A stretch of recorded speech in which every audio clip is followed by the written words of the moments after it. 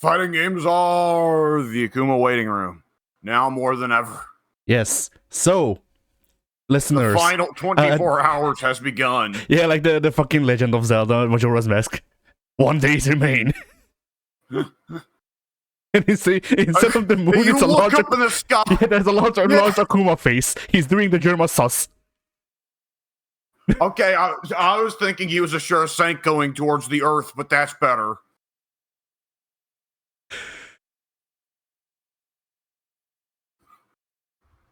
I mean, he will be a Shurasenko towards the Earth in 24 hours. Yes, he most certainly will. Good Lord, and that, yeah, tomorrow will be the day that, at long last, I actually play the fucking DLC that I bought. Yeah. And get to see whether or not I was actually dead on fucking wrong about Aki. So I'm looking over what we've posted in the fighting games thread, just so that we just so there's stuff that we talk about. So first things first, there was a topic last time that we didn't talk about. Turns out. What's that? Wait, did we talk about this Pharaoh riding your back? I think you noted it, actually, now that I think about it. I did. I don't... Okay. I don't think that they had shown at that time what the Farah cameo does. I'm not sure that they've shown it now either, though. If you pick the Farah cameo, it makes your character underwhelming. I loved Ferrator, but I will say that they had the least inspired. Like the initial concept from the jump of two fighters and there's a tiny one riding on the back. Very inspired. The moveset, however, was not. Yeah. Like, I forget, Ferrator was one game before Collector, right? Yes. Okay, because I was gonna say if they were introduced in the first in the same game, then Collector is still worse. But Collector, the thing about Collector is that I found my favorite move with Collector years after launch, sticking around with you. As soon as I found out that you could do that big boot into random bullshit go. And the random bullshit go, despite being normals, were still projectiles, which is not the way that NRS does things.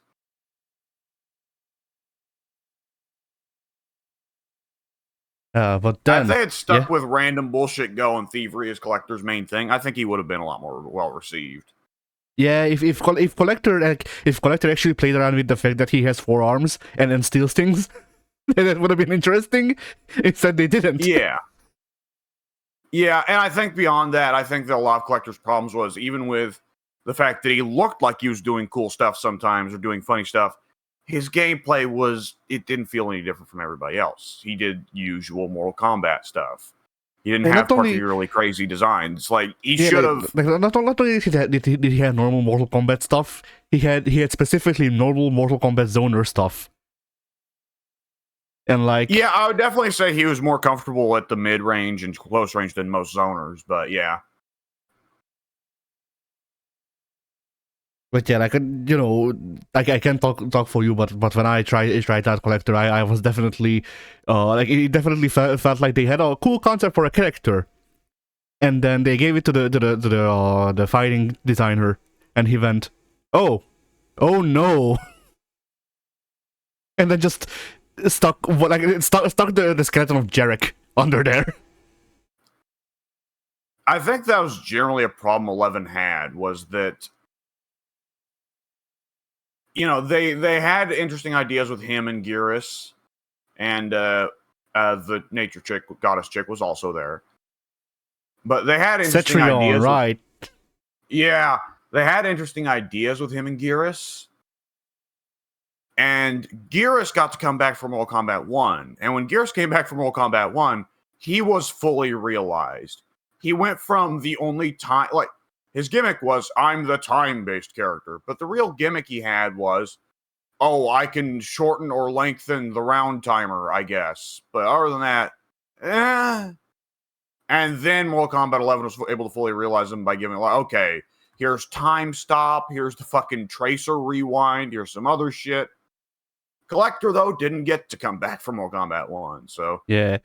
I mean, even with Geras, the only real footage of Geras I've seen in Mortal Kombat 12 was him with a nude mod.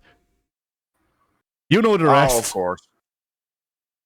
But yeah, just scrolling through Twitter, I was just hit with that, and I went, huh, Mortal Kombat, innit? Yeah. You mean you didn't want to see that? I don't know. I guess we'll see if it adds it as an actual costume for Geras, then I guess we'll see where he falls on the argument. Which, like, it's one of those things where, like, Ed would fucking laugh his ass off at the concept. Oh, definitely. And then then he can't add it because there are still people he's working under. But still. Could you imagine how upset the Coomers would be if, like,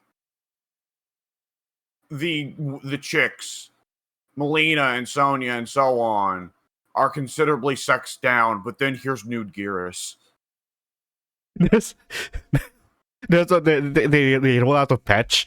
They put all of the women in like burqas or something, like just all of them get like 15 layers on them, and then nude Geras. I thought you were gonna go fully across genders. All of the male characters get nude attires. The problem I'm there. not gonna lie. The problem I'd be there. tempted to play nude Shao. The problem there is Reptile.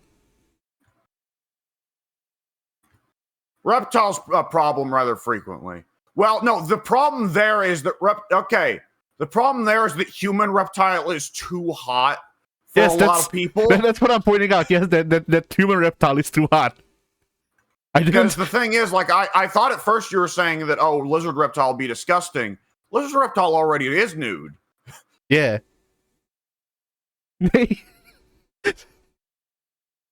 He's the beginning. No. They mod. Well, they wouldn't have to mod it because it would be an actual release. But like they go back and just model. Like, I don't even know what the fuck, like, where Reptile's dicks are hidden, but like the small crevice. Oh boy.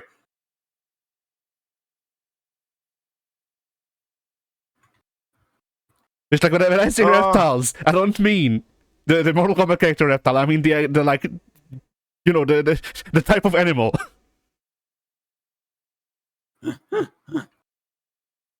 Oh man, I don't know if in The Boys Homelander ever had a nude. I mean, I doubt he had a nude scene per se, but I don't know if there was ever a scene where he was nude except for his penis. That sort of deal that Hollywood does, right? Yeah. With something covering up down there. I mean, the most honestly, I can just say the sentence like this, that the most odd thing that I've ever heard was the existence of dick doubles. Oh no, film. I just had a terrible idea. Yeah. Nude Homelander, and when he gets to his match win animation, he gets hard.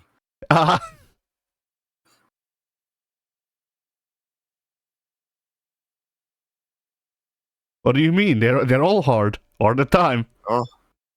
Oh, that's true. Like it's putting in dick physics would be too much work, but we can give them permanent boners. All of the cast. We've saved dev time by making everyone away. How come Conan gets to have dick jiggle physics and we don't? Yeah. This is like rollback netcode. They should have they would have had to build the game with this in mind. MK13, however, we didn't add anything else. It's just recycled characters from fucking 9X, 11, and 1. But now I got their dicks out. Yeah.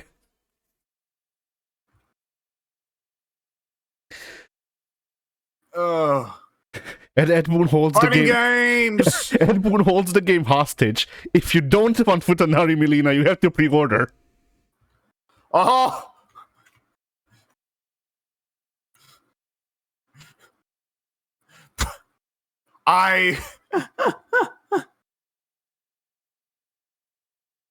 Does Ermac change genitalia depending on who's in control at the moment?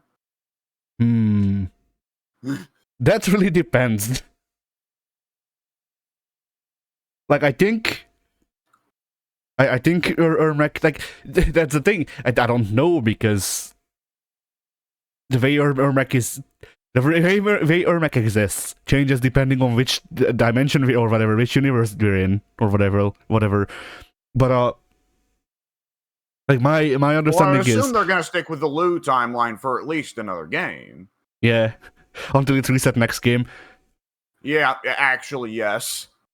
But yeah, in fairness, from here we can actually probably have a lot of fun exploring the other Titan universes. The next game is Kanos.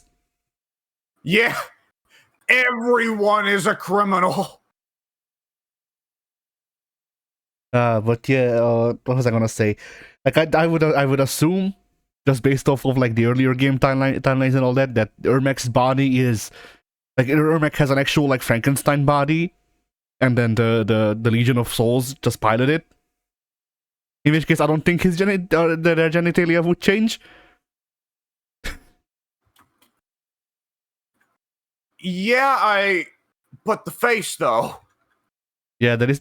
I mean, that's arguable. Like, if memory serves, like, of course, it's not as whatchamacallit, like, as drastic as, you know, going between Ermac's normal face and Sindel. I think it is in the game. Whatever.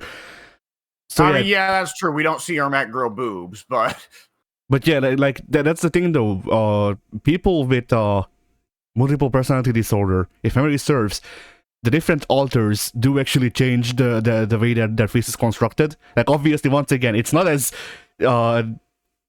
drastic as going between man face, woman face, but they use the face muscles differently, so they look different, like noticeably different. yeah. At least that's my understanding.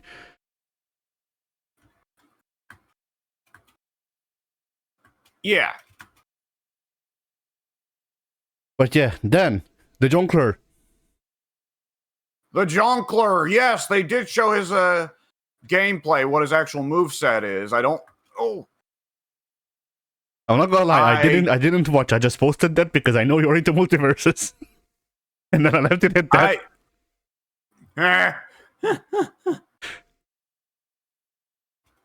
I actually don't remember too well what his moveset was. It wasn't anything crazy, which surprised me because I expected multiverses to get a bit more crazy with the designs, you know?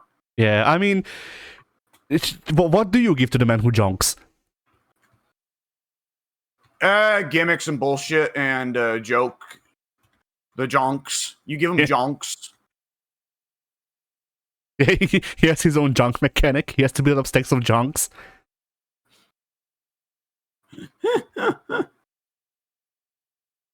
I'm a maximum junk.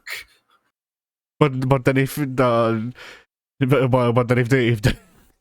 junks fail, if you don't build the right junks on top of each other, then it all comes crashing down, and Junkler ends up showing his boner to everyone. I thought you were gonna say, like, when it comes crashing down and it junks inside. We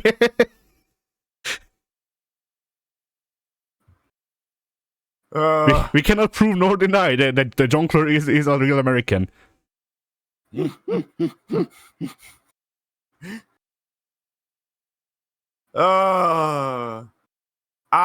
he looked like actually a kind of standard Smash character, which I thought was odd. I was expecting traps. I was expecting bullshit. I was expecting parries.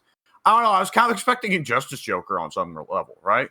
Yeah. Which I should have known not to, because in Superman, Batman, Wonder Woman aren't anything like they are in Injustice. Thank fucking God, at least in Superman's case.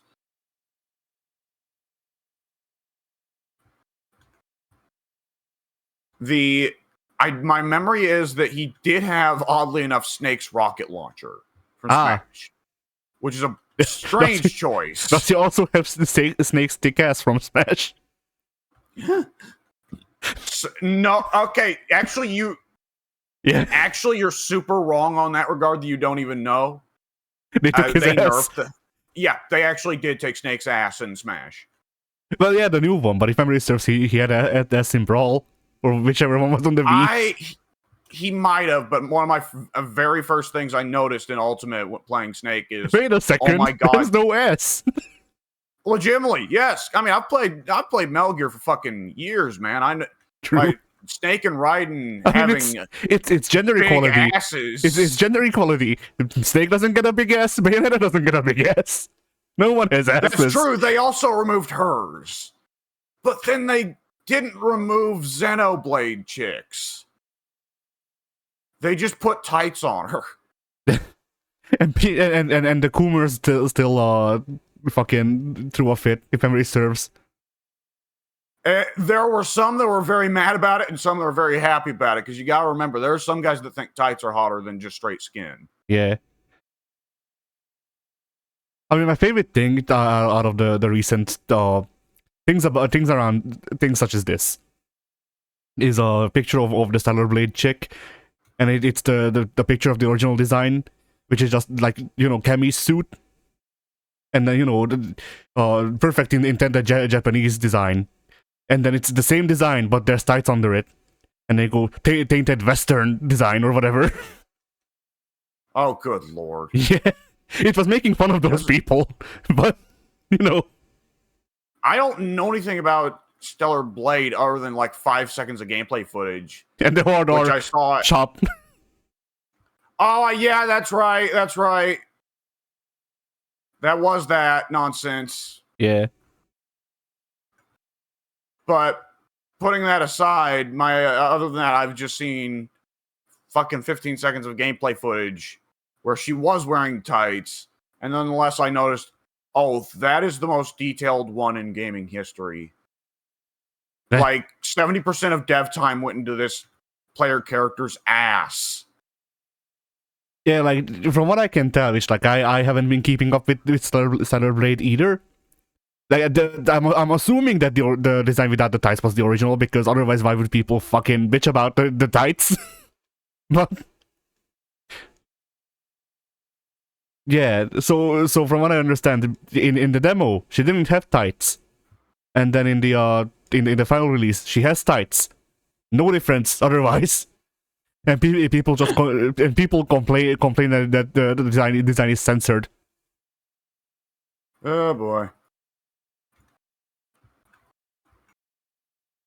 And stuff like this. This is why I sent you that image of person making fun of this kind of thing, of like, what was it? I can pull it up. Any hour. Oh. Yeah, if you can jack off to every single character in a video game, it not only means that the game is bad, but also that the developers are plotting to exterminate the white race. Yeah.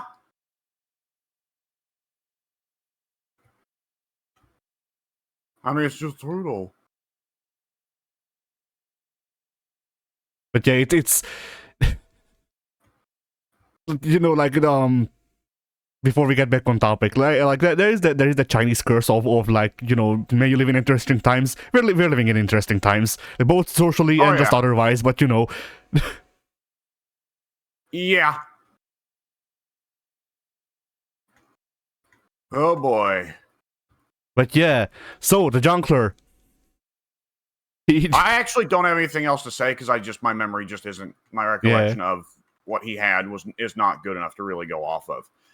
But there is other multiverse stuff to talk about, though. Yes, I'll talk about it in a second, but I just want to note that you know, we can confirm the Junkler cannot show cock because of Western censorship. Yeah, there we go. How far do we intend to go with this bit? I don't know. Anyway, so yes, also Jason Voorhees and Agent Smith. Yes. Yep. Matrix Man, that's not Keanu Reeves. Yeah, in fairness, I think they wanted to have more bad guys on the roster because up until Joker, Jason, and Agent Smith, it was just Gizmo. And having the only bad guy on the roster being a fucking gremlin was a little bit odd. Rick Sanchez is right there. Oh, that's right. Yeah, he sucks, but he's not evil. He's just No, bad. he is.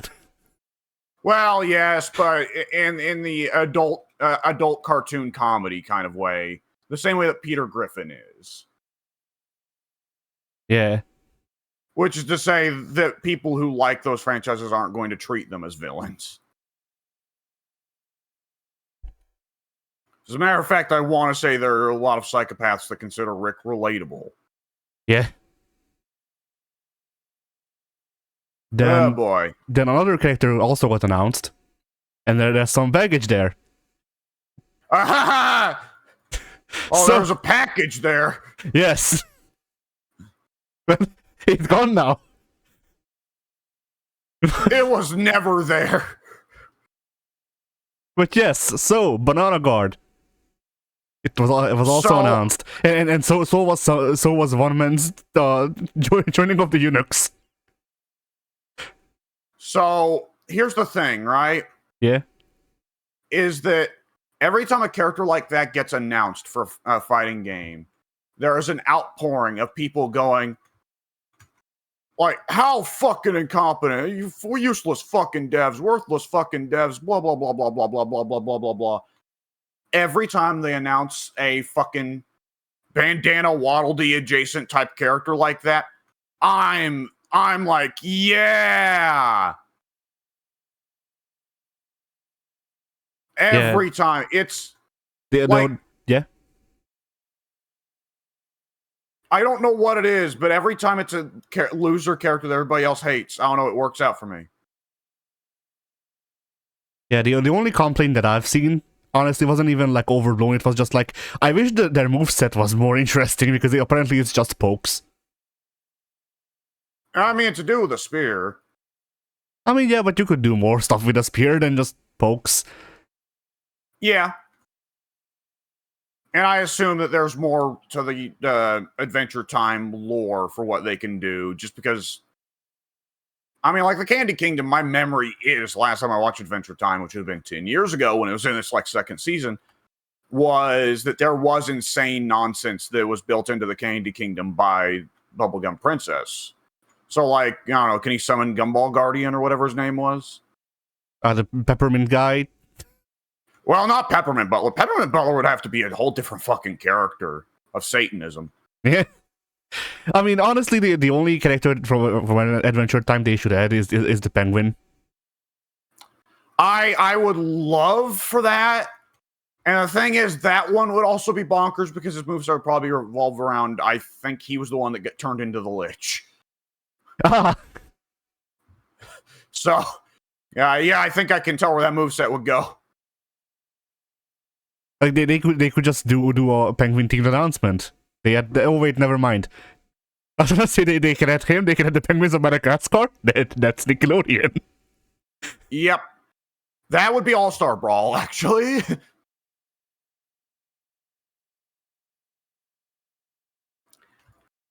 I don't. It's not Lemon Grab, right? Which I consider a win. Yeah, it's not the Lemonhead dude. No. It's not whiny Justin Roiland man. Like, that was the worst possibility. Especially if they wanted to go for the memes, right? Yeah. And it's not that. So, hey, on that regard, we won.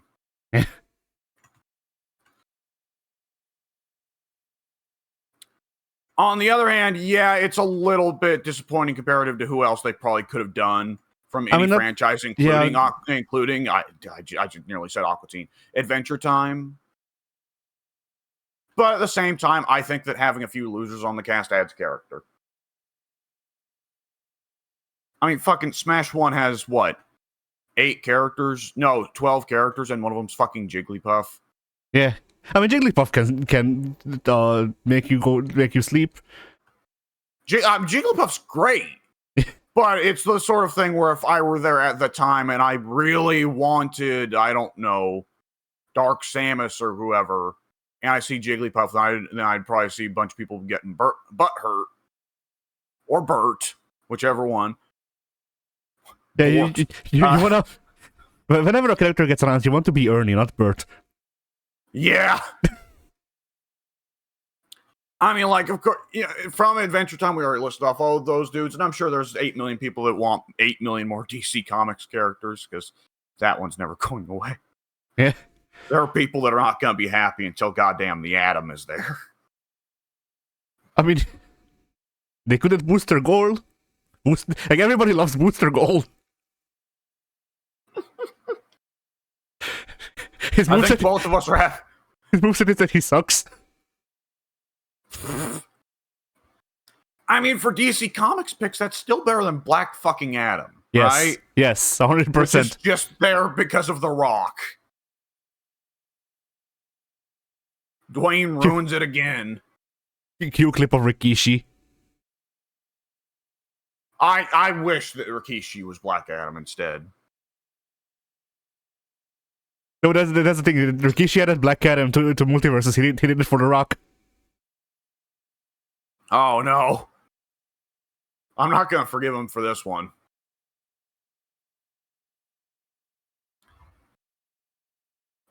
Yeah, Agent Smith and Jason. I mean, Agent Smith instead of oh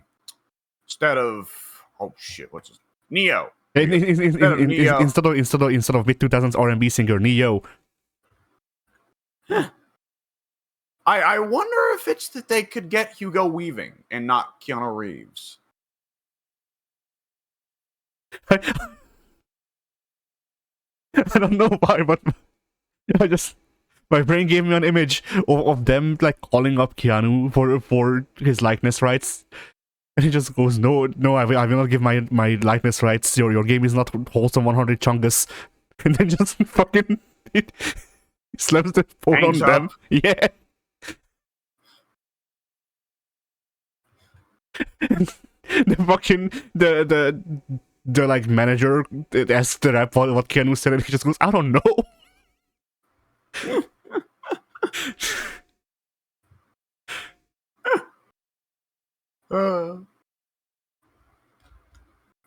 Excuse me. Oh yeah. Anyway, yeah, Agent Smith. Like once again, I don't know if we saw gameplay of this. Usually I make a habit of checking stuff like this out, but I'm also I also have other stuff going on. Yeah. I believe there was no gameplay footage of Jason or Agent Smith because they're going to be the first two post-launch characters. All we got of them was a shot of Joker sitting on a throne, and he's got Jason standing on one side of the throne and Agent Smith standing on another. And then it faded to black, and then in big bold white letters it said "Pay up, pay pig."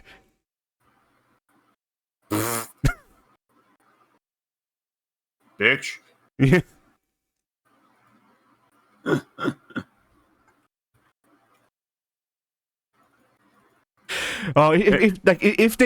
If they really want to advertise this, like if they really want to go for the memes, if they want to advertise this, they shoot one of those like shitty Joker mobile game ads, like with the in-game models, and they just advertise the game like that.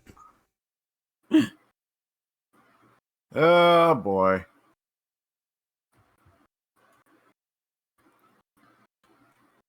I'm trying to remember.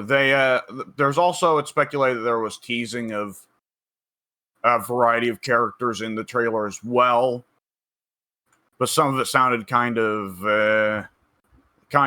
bold predictions. Like, okay, there's a trident coming out of the Warner Brothers water tower. Okay, that's a pretty good indication of Aquaman. There's also a katana coming out. Well, obviously that's Samurai Jack. Yeah, definitely. There's definitely not 8,000 other famous samurai characters. I mean, obviously it means that they're adding Ronin. I think he's owned by Marvel, but whatever, they license him. Yeah, they will. And he has a taunt where he pulls off his mask. Every time you do it, it's a different other hero under the mask. Yeah. Hawkeye, Blade, Peter Parker? No, it's all characters owned by Warner Brothers, so it's like Bugs Bunny, Arya Stark. Gizmo. Yeah. The fucking dog that they added that one OC. Yeah, Rain Dog.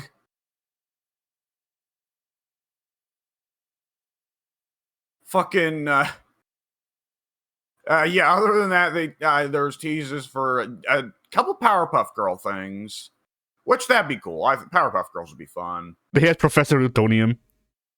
Yeah. Or the mayor. I miss my wife. Yeah. The mayor would be better. The mayor is Ice Climbers. The mayor is a puppet character, but it's like beyond, like the usual puppet character thing is, okay, your puppet is pretty good, but the player character is a bit crap, right? Yeah. Go beyond that. You're playing as the mayor, but he himself is like borderline fucking useless. The puppet is Miss what's-her-face, the secretary, and she is the actual good character. Yes, Miss Unpersoned. We can't allow women in the reboot. Oh, Jesus, right, I forgot about the reboot. Was that the one that had the loaded diaper, or was that Battletoads? That was Battletoads. The reboot had the episode where that was a crossover with We Bare Bears, where they have the blonde one shake her ass. These girls are what, 5? Yeah. That yeah. All right. Anyways.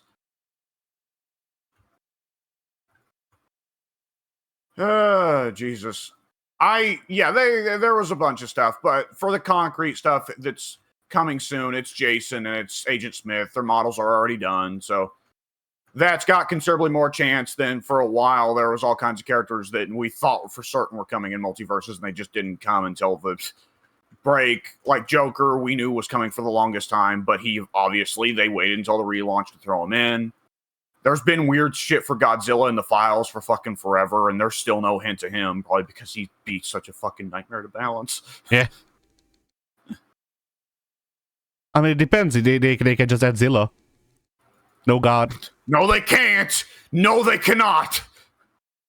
They could, hypothetically, if they want to die. They add in, like, wing quotes. They announced Zilla with the wing quotes update. Zilla's wing quote is, "Where is your God now?" Just drop salt in the wound.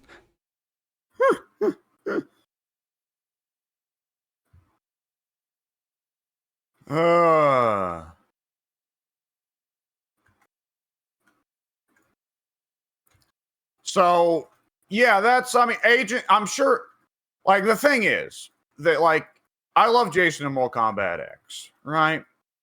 And Joker's one of the few characters, the Jonkler is one of the few characters I enjoy playing in Injustice.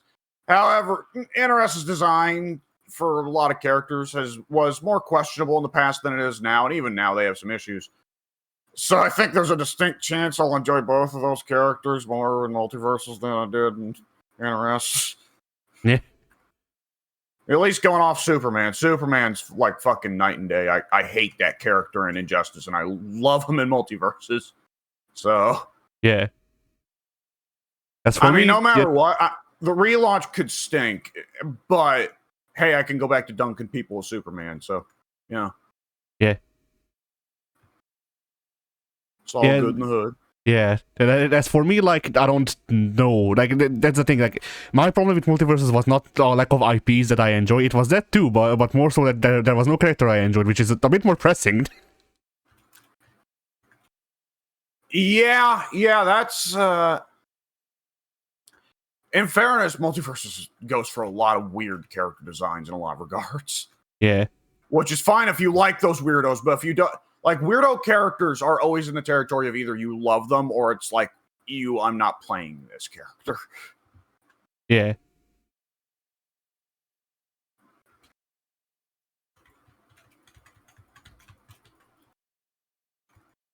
Ooh. Yeah, I guess that's about all there is to say, other than saying, yeah, also it's coming on May 28th, so by the time the next fighting games are, it'll be out. Yeah. And I at least will have hopped in and tried it for a little bit, so I'll report back for our great journalistic endeavor that this podcast totally is. Yep, it's not just an excuse for us to talk about fighting games on recording. Yeah. Then, definitely not. Then, as an update to last times fighting games are, the Akuma character guide came out. We could have talked about it last week and they don't know. We could have. Yeah. But yeah, the Akuma character guide came out. Now, we talked about his moveset, just going off of the trailer and the small bits and pieces that we saw, but they showed off a bit more. For example, Akuma does in fact have 2 separate Desperation Supers because he's Akuma, of course. Right. I was figuring that when they showed the animation of him Kongo Karetsuzaning a guy in the face. But that's the thing. I was like, okay, on the one hand, that's a critical art. On the other hand, he's still got the fucking Raging Demon. That's the thing. So, when he has his level 3 is Sip of Calamity, which is Kongo Kakuretsu-san to the face. Then, if you get him down to Desperation Super territory, then Sip of Calamity becomes, alright, I cannot punch you, I will just shoot the Kongo Kakuretsu-san into your face point blank. Fuck you, die.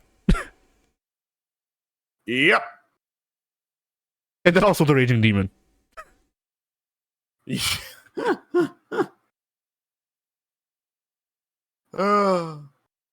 That's exactly where Akuma should be.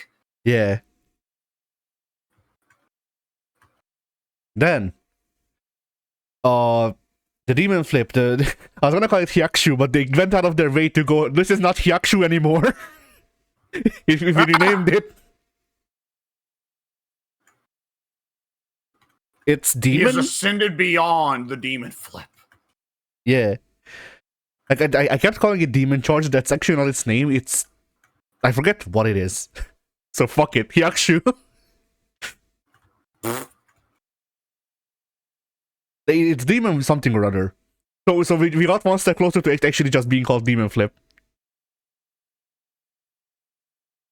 But yeah, so the Demon Flip lost one thing.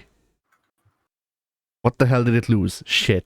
It technically lost throw, right? Because now you can cancel the Demon Flip into a throw from there.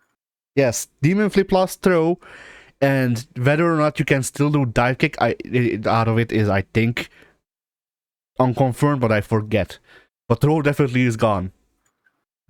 Instead, Demon Flip now has cancel. Which, like, it almost seems like a thing where for a second you're like, oh, well, of course he lost the throw out of Demon Flip. He has throw out of Ashura Senku now.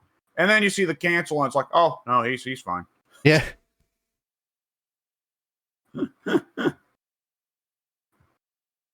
I also like I wrote notes. I wrote notes while watching the thing, and I posted those too. And here's those notes. Demon Flip neutral still does the sweep, which yes, it still does. Desperation Sip of Calamity kinda is just Kongo Kakuretsu-san, which yeah, everything seems to come into everything. And you said that. I didn't watch the guide because I was like, well, I'm just gonna play him myself. I don't need to watch no fucking guide. But I remember you said that, and for a second I was like, I mean, granted, it's Akuma, but on the other hand, Yeah. So, from what I remember, it really seemed like Akuma can just go, okay, here's my string, okay, special cancel. Okay, did I do a Shoryuken, or did I do a Demon Flip? Okay, special cancel. Like, Akuma isn't quite Akuma isn't quite at the level of like EX plus Alpha, where he just like in EX plus Alpha, all of this was a game-like thing. You could pretty much just special cancel anything at any point, at any time. Like, you know, there were some restrictions, but not a lot. So it was just like, okay, so I'm just gonna start doing a Guilty Gear combo, and I will do the weird ass like Ryo Sakazaki Tatsumaki that they gave everyone. I'm gonna do that, and then you do that. You can just do that. You can start on the string in the air and then just do the Ryo Sakazaki Tatsumaki. Because why not? So yeah, Akuma isn't quite that. I certainly would prefer to do that several times in my day-to-day life. But yeah, so Akuma in Street Fighter 6 is not quite that broken. But he is, like, at least one, if not two steps going towards that compared to everyone else in Street Fighter 6. And, like, you've heard the complaints about Ken. You've heard the complaints about fucking Luke. You've heard the complaints about DJ. You haven't seen shit. Get ready for the next battle. Like, did you notice that Akuma is the only one that they have done a countdown to? There's a reason for this. Capcom knows. A countdown to the end of peace as we know it. Yeah. I have put a lethal injection into what I created.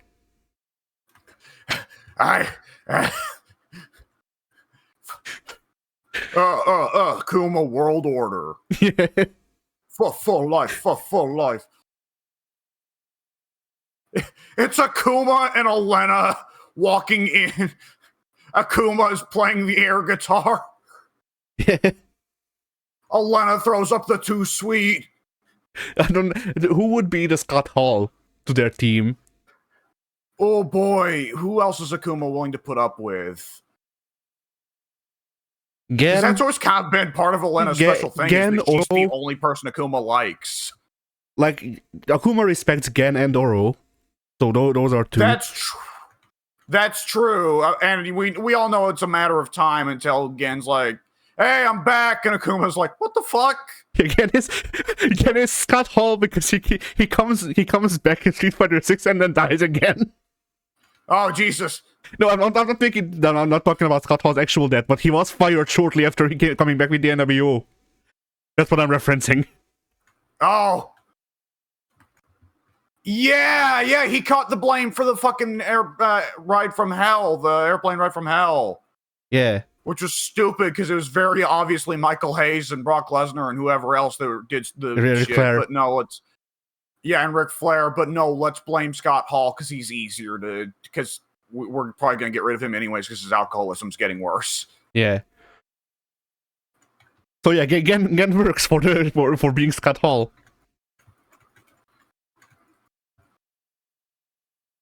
But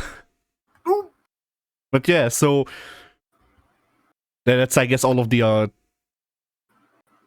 yeah, Ashura Senku. The Ashura Senku changes, which of course we talked about the grab. It is not confirmed. Ashura Senku is now on a different input. It is a lot easier. It's just forward and three kicks. Which is terrifying. I never did Ashura Senku much as Akuma because I never remembered that input. It's just kind of an awkward one. See, for me, like, be doing a lot of Ashura Senkus. See, for me, like, I in a way, I underestimate the usefulness of Ashura Senku. Like, that's why I don't really go for it. Because for the way I play Akuma, Ashura Senku served in the past. Ashura Senku served largely the same use case as Demon Flip, and I can punch out of Demon Flip. Yeah. So I just use that one instead. Yeah. But yeah, with the grab, I mean, if for nothing else, then it will be good for mix-ups. Yes. And then the important thing, the reason that they say that it is important to bring this up is because, as people might, my voice is cracking. So yeah, as people might have seen, Ashura Senku is not as invincible anymore. Ashura Senku can be punched, and Akuma will in fact eat a haymaker. Yes. And the reason this is important is because, just like before, the Shagoku Satsu works off of Ashura Senku rules. So if Akuma starts sliding towards you, and you have enough time to punch, you can punch. And you really need to, because the incorrect answer to Ashura Senku now is blocking. Yes. As a matter of fact, the Ashura Senku has now become the I've caught you blocking, get punished move. And which, yeah, but it's going to be terrifying for a lot of players. Yeah. And last but not least, of course, so when Street Fighter 6 came out, Capcom announced that every character would have the same health. Every character except Akuma. Now, okay, I was just talking with Mike last night about them adding Akuma soon, and I was mentioning the thing about Street Fighter 6, everyone has the same health, and Mike was like, well, how's Akuma balanced then? So yeah, Akuma will have, I want to say like the traditional 200 less health to the base. Which is how much percent? I work more off percent than points. That's the thing, so do I, but I haven't heard anyone turn it into percent, and I don't know what the base is. Like if memory serves, like he should be at 80% of everyone's health, because if memory serves, 1,000 is the usual health points, and he has 800. That would make sense, yes. And so it's a thing of like Akuma mirror matches. Akuma touches Akuma, 80%. Just, exactly how God meant it to be. Yeah. Like Akuma might die off of a counter EX pile driver. Yeah. Akuma's not going to like Geef's level 3. Yeah. Though Raging Demon is actually close to Hyperatomic Buster in damage, isn't it? I don't know.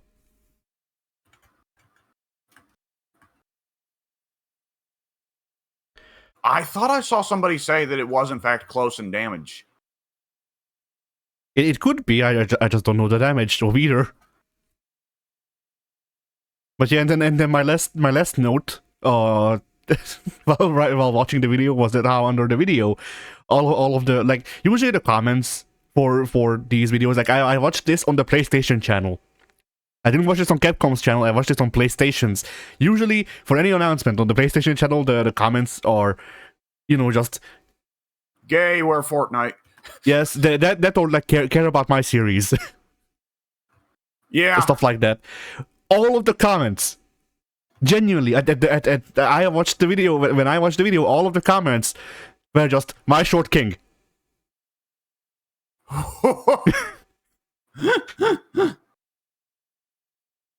And variations thereof.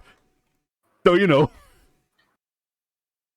Is he particularly short? Does he stand out as particularly short in this one? That's a good question. He's like a head smaller than Zangief, I think. Who isn't? Yeah. Other than Marisa. But yeah, most of the videos that I saw people playing on of the playable demo beta thing that they let some people in, most of those videos were mirror matches because, I mean, yeah. Makes sense. It kind of sucks, but it makes sense.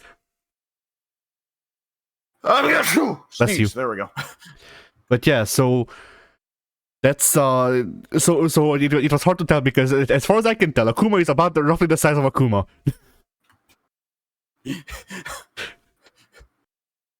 Measure Akuma in the Akuma measurement system. Yeah.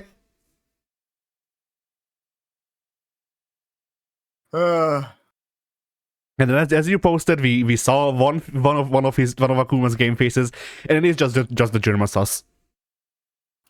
Oh yeah, I was very worried that there'd be a lot of characters like Ryu who don't have game faces. And I figured Akuma was going to be one of the chief ones to worry about that with. No, we're good. Yeah, they went like Akuma is fully down the Akuma is evil and loving it route. Like, I don't know why he's looking like that. He's never looked like that before. It's bizarre. Old age.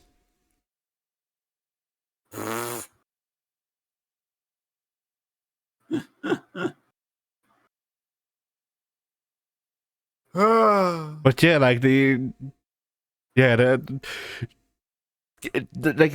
like I posted the reference image. Is it genuinely not just the German sauce? Yeah, it is. It is. And like out of all of the fucking things that they could reference with Akuma, of course it's fucking German. You know, because Akuma's stinky. Yeah.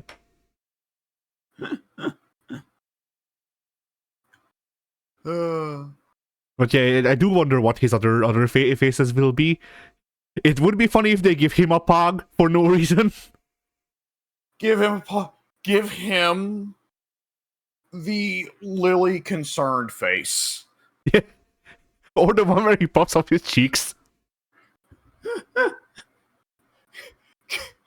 Give him the Lily like enthusiasm face that people did for the Lily versus Blanca, a coughing bomb versus new atomic baby. Yeah.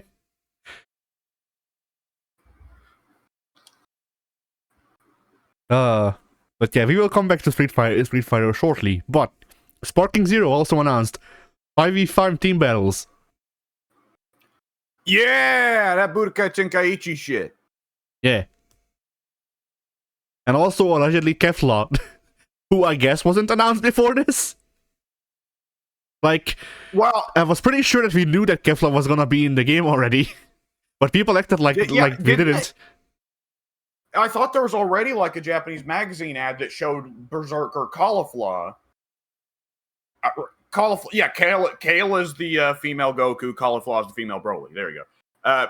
I thought there was already a Japanese magazine ad that showed Berserk mode Caulifla, which implies to me that Kefla's going to be in the game, because, I mean, Kefla's been in Dragon Ball without Kale or Caulifla before. Why would you have Kale and Caulifla, but they can't make Kefla?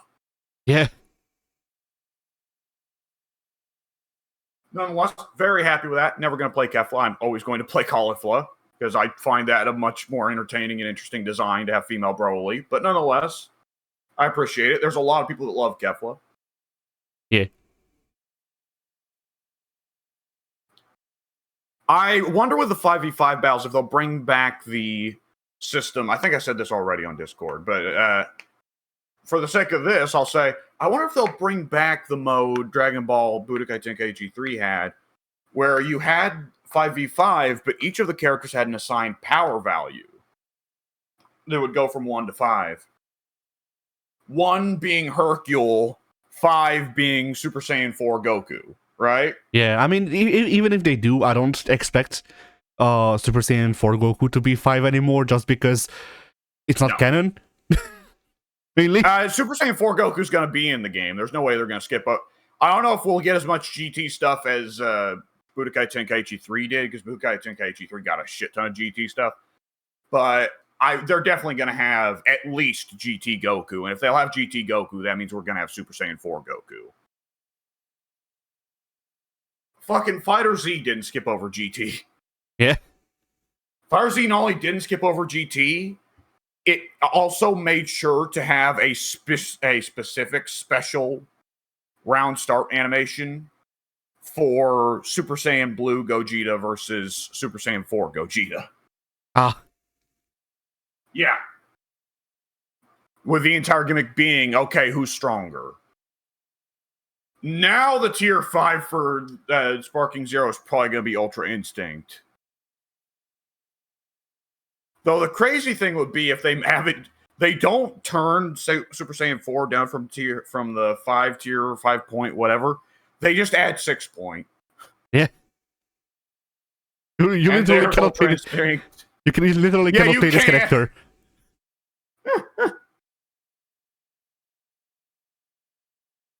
They're at 6 point. That's Ultra Instinct Goku. That's Beerus. That's Whis. That's Saitama.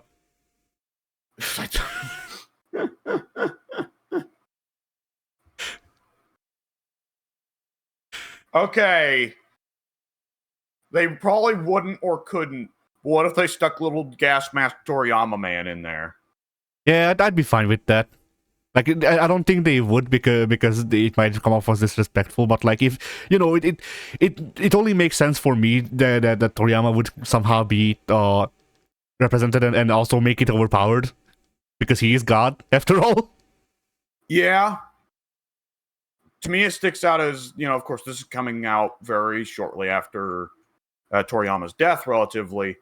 And it's going to be a game that is featuring all the characters that Toriyama made.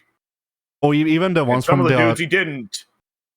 Even the guys from the comedy manga that he liked better than Dragon Ball. You know, we got a Raleigh in Budokai Tenkaichi 3. But, I mean, if we're going to include another Dr. Slump character, can we get the lame-o Superman?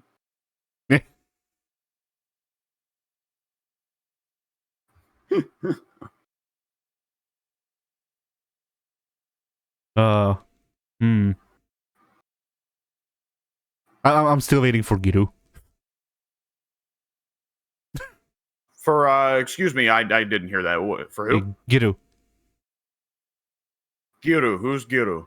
Giru is the small, like, robot mascot guy from GT that everyone hates. Oh, that's it. Like, I don't mean that everyone hates Giru as in the fan base. The fan base does too, but no, every character in the show hates Giru aside from maybe Goku.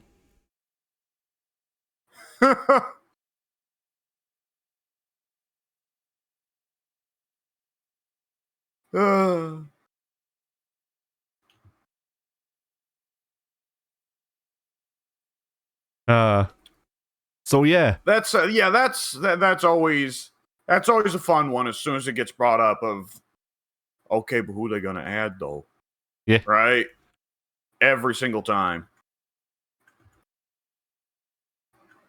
I mean, like, I know that they wouldn't do this for advertising reasons. But imagine you buy Sparking Zero and then you unlock all of the, like, I don't know if you will start with all the characters unlocked. But like, okay, you go do the story mode, you unlock all of the characters, and then you unlock the secret missions. And like, you don't know who you will fight. They're silhouettes.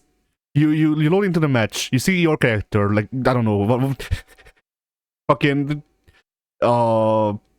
Neapolitan Goku. And then and then it cuts to the enemy character and it's fucking Monkey D. Luffy.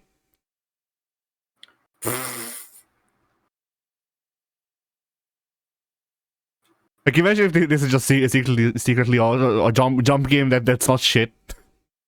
Unlike the last two. I mean, we can certainly want that.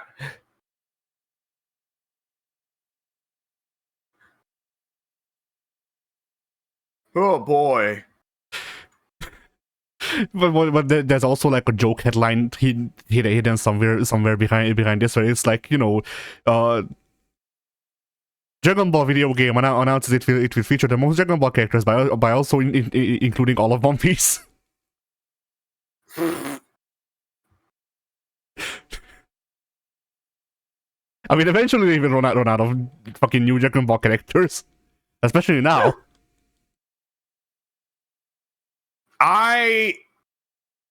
Well, Super's still gonna keep going, right? I don't know. I mean, I think Super is gonna get finished because, if memory serves, Toriyama left design documents for how he wanted to end. But after that, I don't know. But I thought part of the whole thing with Super was that he wanted to hand off to the new dude.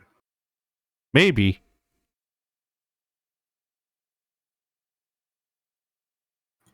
I don't know, because I haven't heard a lot about what will happen with Super. I think the show has ended already, and I don't know about the manga. Well, the show has ended, I think, probably just because it outpaced the manga and they didn't want to make filler. Yeah.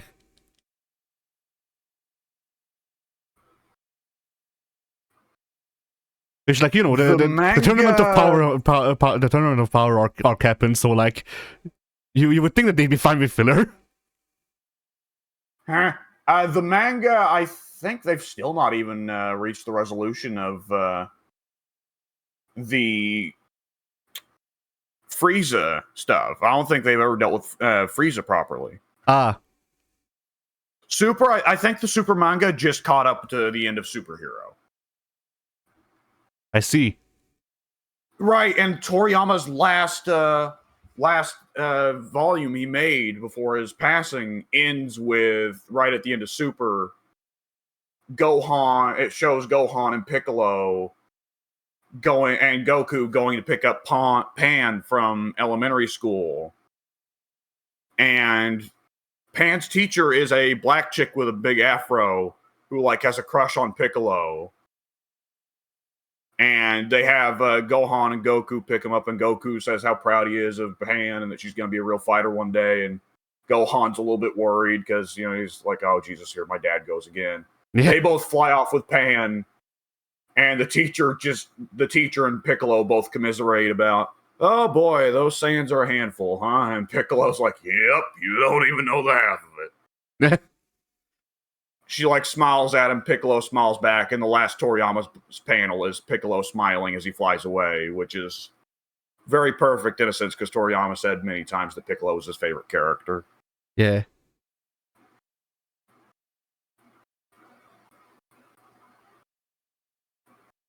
I mean, like, the thing is, if they do a super adaptation of whatever the last arc is, or whatever that presumably deals with Frieza and whatever he's doing out in space, I almost feel like they should transplant that to the end of... They should transplant that scene to the end of the Frieza arc, unless the Frieza arc requires Pan to be older than that. Yeah.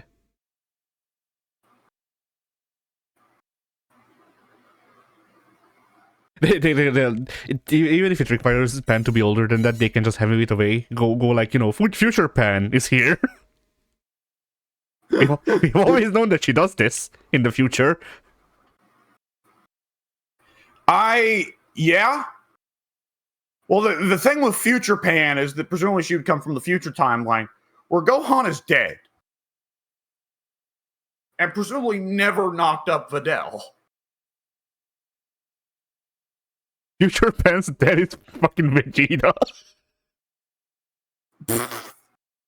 Like, future Pan is Trunks' sister. Well, that's Bra. Oh, right. Whichever. She exists. Yeah, she's there, and she's fucking a half Saiyan, so she's stupid strong like all the other ones. She just doesn't care about fighting. In GT. Yeah, in GT. That's the thing. If Toriyama had continued, then Brawl perhaps would have had different opinions. Future Kiro comes back. Oh, Jesus. Now I'm trying to... Oh, yeah. I just remembered something. So, who was the first female Super Saiyan? Probably someone from a different universe in the Tournament of Power. I would logically think, Kale or Caulifla. If my memory serves, though, and I think you watched this arc of Super because it was before Tournament of Power, the first Super Saiyan wasn't even a Saiyan. It was when they had to do the joining of hands to make a Super Saiyan Blue. They figured out that because Videl was pregnant with a Saiyan baby, that was close enough to make it where Videl could go Super Saiyan. Which is stupid, and I love it.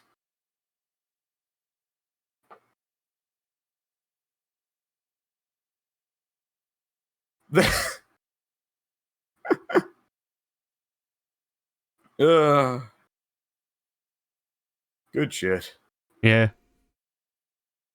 You know who they need to call in to defeat Frieza once and for all? Who? Pacifier Vegeta. Dude, Pacifier Vegeta has to be an alternate attire in Sparking, right? Yeah. If memory serves, like, I don't remember. Doesn't he wear the fucking Batman shirt with the pacifier?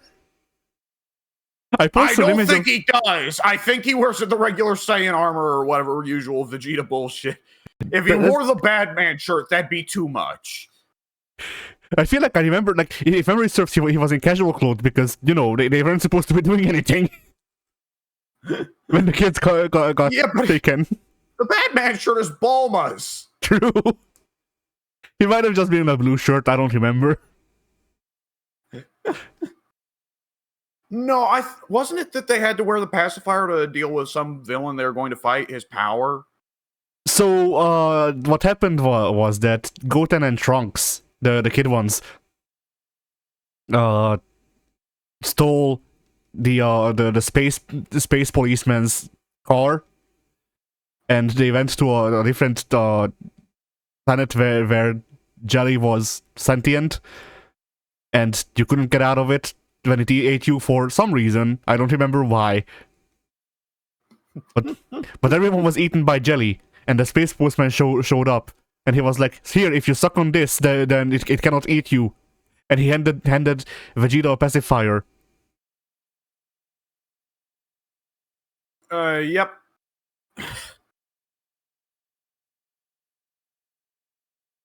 And Vegeta had no problem with this. No, because he doesn't understand children or pacifiers.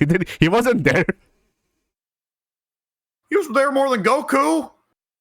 That's true, but does Vegeta strike you as a father that cares about that stuff? Like, he cares about his kids, definitely, but he's still an alien. Yeah, with Vegeta, I always think of the two things of Vegeta talking about kissing, and Goku's like, "What?" And Vegeta's like, "Dude, you're married." Yeah. And the other thing of, naturally, I can't go into space to fight this dude. Bulma's pregnant and just about to give birth to the baby. What was the problem with that? Well, I have to be there for the baby to be born. Why? Because it's my child, Goku. Yeah. Which, like, there was a post recently that I saw where Lenny from Team 4 Star, the post was like, you know, something about, like, you know, it was a prompt of, like, you know, did you ever I don't know, like, oh no, it was an image making fun of people treating head cannons and like fang cannons as normal cannon, and Lenny just responded like, well, watch me guess like the entire generation. Yeah. And people responded to that with saying, like, you know, about fair and all that. Super still surprisingly took a lot, like, seems to have taken a lot of inspiration from the Abridged series for some reason. Didn't Super have an episode where they got the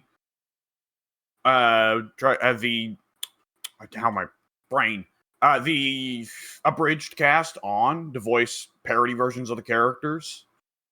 I don't remember, but like, even with, like, of course the characterization changes between the things, but like, apparently in the dub version of Super, they have Piccolo shout Sensubin at some point,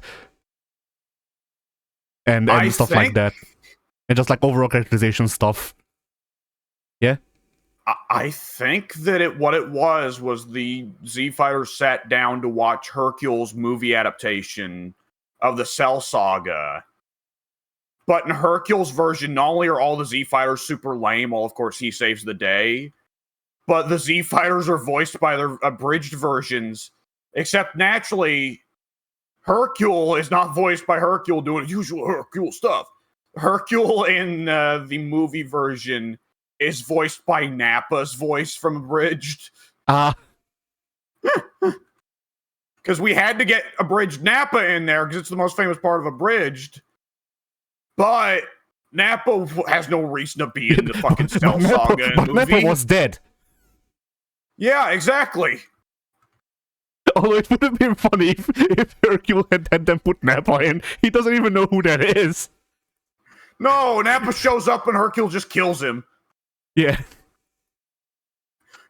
Hercule's arrival is announced by him throwing Nappa's corpse at Cell's feet. Yeah.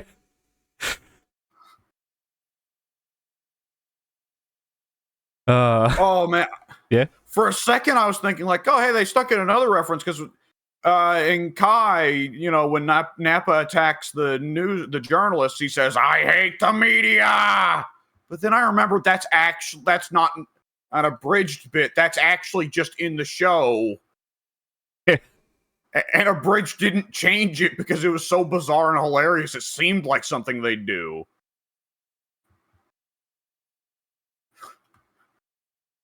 I fucking love. That's one of my favorite Dragon Ball moments ever. Is Nappa just doing that? Yeah, I love the times when they don't even change the dialogue, like the little Kuribo with the Yu-Gi-Oh! Abridged when he did those, like there was a good reason that one of the running bits was just a prompt on the bottom of the, or not a prompt, but just like text saying on the bottom, actual 4Kids dialogue. Yeah.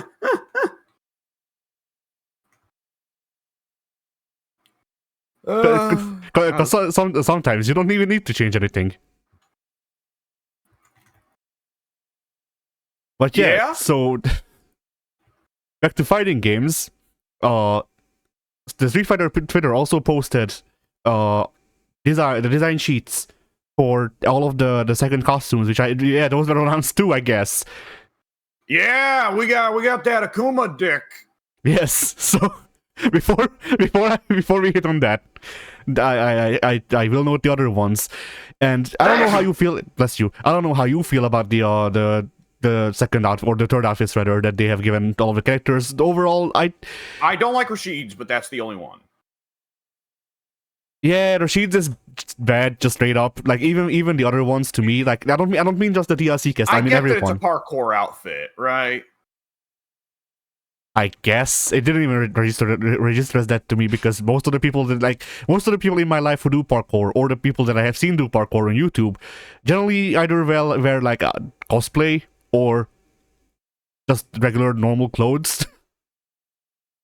Yeah. But yeah,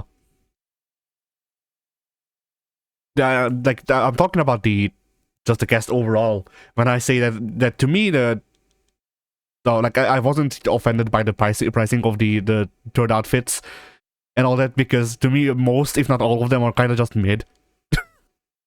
Like they're not. There was definitely some that stuck out to me just because of how bizarre and derpy they kind of were. Ken. Yeah. Which is just Maximilian dude in a leather jacket. Yes.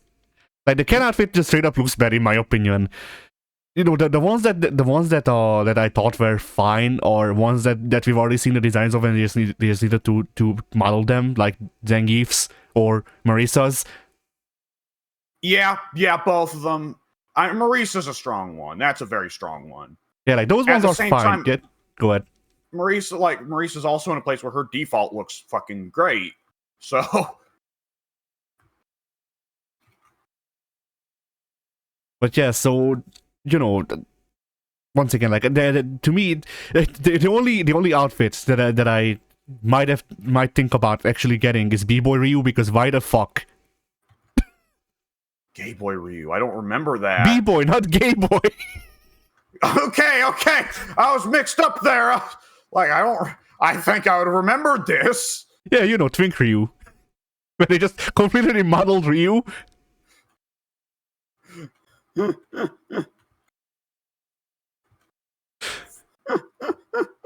Fucking Gay Boy Ryu.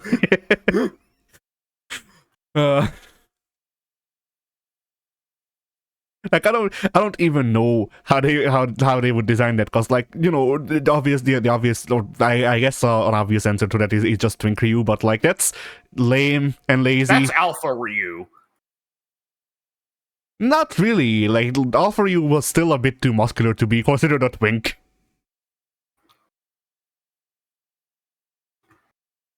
But like how would they even like show that he's gay?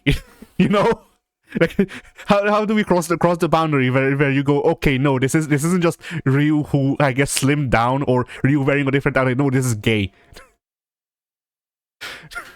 Here's what you do: you change his round start animation so he's sucking a penis. Yeah. ESPN will love that. Yeah. We have to go further than the accidental nude Chun-Li mod. Yeah.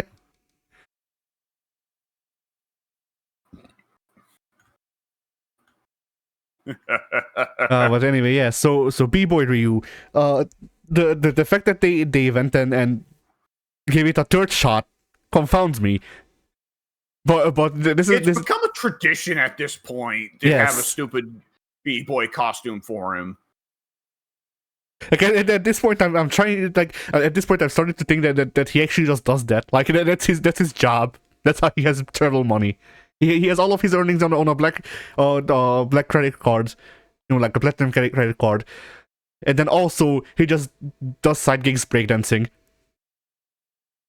I mean, Ryu definitely strikes me as, like, when he goes into society, he's got very kind of like a relatively low cost, like, street thing to him.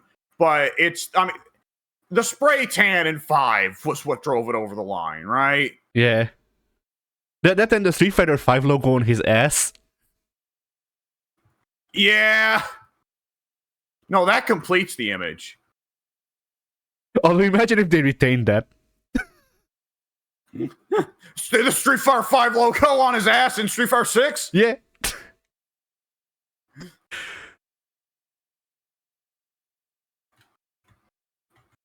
But yeah, all of the other outfits I thought were just, boring or bad. Mostly boring. The only actually genuinely bad ones that come to mind are Ken in the normal cast and Rashid in the DLC. The glow up to Ed's Street Fighter 5 default is good. I like it. Aki's new outfit. Yeah. Aki's new outfit. On one hand, I wish she wore a shirt. On the other, it fits. Like this is certainly. Yeah. I think there's a degree of styling to it, Yeah. And, like, I don't find Aki attractive in the slightest, right? But it's a thing of, like, it's a stylish, like, Ryu has to be showing some chest, right? Yeah. Is Ryu in Street Fighter 6 sexy for many women? Yes. But if they put a shirt on Ryu in many of his attires, unless it was clearly supposed to be going for, like, B-Boy Ryu or something silly like that. Otherwise, it's like, well, no, it's Ryu. He needs to be shirtless. Or not shirtless, but at least, like, he's got to be at least wearing a gi with some cleavage down the middle. Yeah. The milkers are a requirement. Yes. Biggins.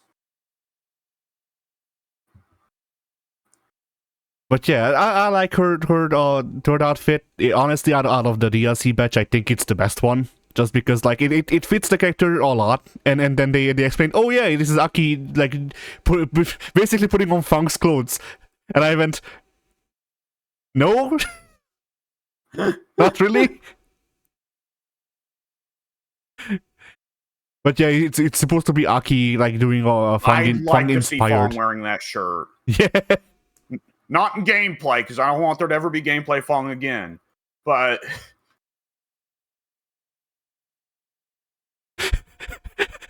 imagine if they add Fong into the game and his drive rush is just he takes a very long step. It's full screen.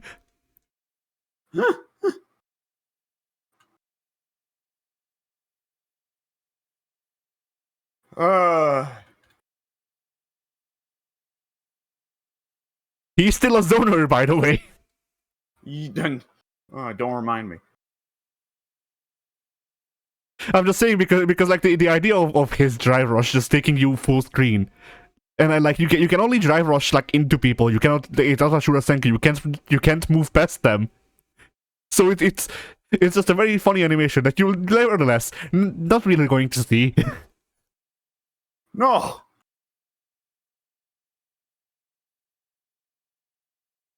But yeah. And then Akuma. But yeah, there we go. There's Akuma's. Now, I will say that, like, on one hand, I am a bit disappointed with the third outfit, because it's just the same old of Akuma gets mediocre at best outfits. Really? But You think you're not you say this one's mediocre? yeah, I don't like it. It's Really? yeah. I really like it. You know, contrary to popular belief, that I don't really care to watch Takuma's bulge on screen. But yeah. You don't see his bulge. It's Yeah, they put true. that in the design art so that the modelers would know what to model under the skirt. I know. I mean, you will see his bulge whenever he does a sweep, I think, or when he gets knocked down, maybe. But like, yeah, it's not, but it's not a focus. So will Oro's.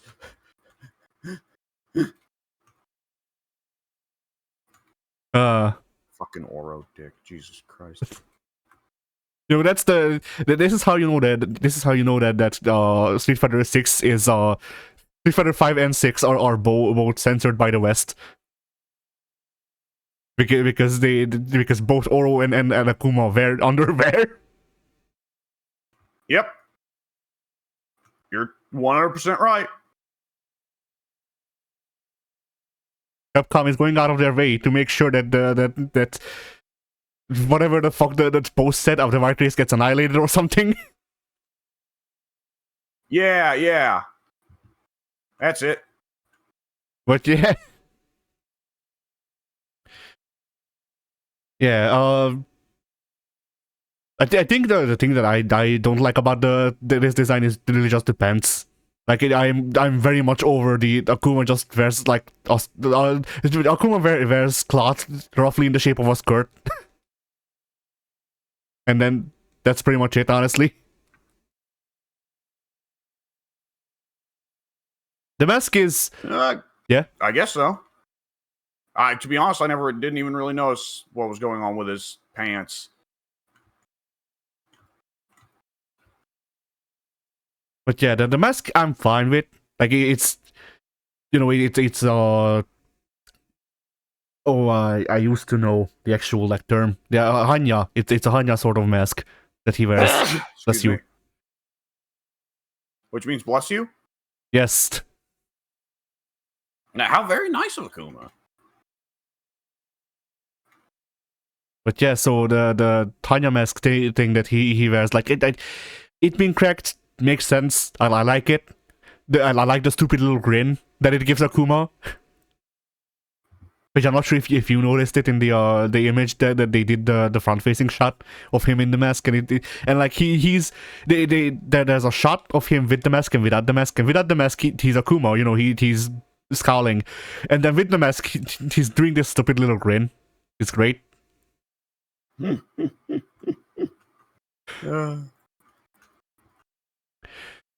It's a good time.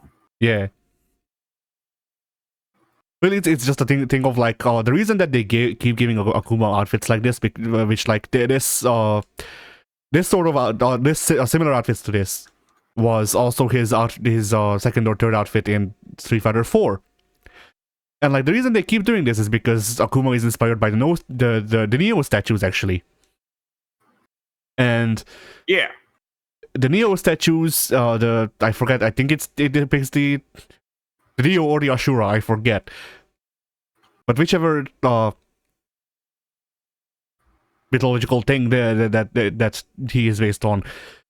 Yeah, those guys wear that sort of outfit of, like, you know, long flowing cloth on their hands that just flows through the air for no real reason, defying gravity. Just roughly a skirt, maybe. And all that. So I get it. Yeah. I understand that. I understand their design philosophy. I just think it doesn't look great. Yeah.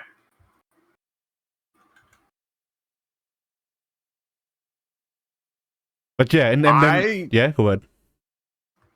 Oh no, go ahead. I think you've got a lot more opinions on this than I do. I saw it and I was just like, oh, this is cool, and I didn't think about it much deeper than that. Yeah. But yeah, like the reason I even posted the design sheet so that you could see too is just because of the thing that we keep making fun of like, you know, I understand that they need to have close-ups of Akuma's bulge and ass in a Speedo for modeling purposes.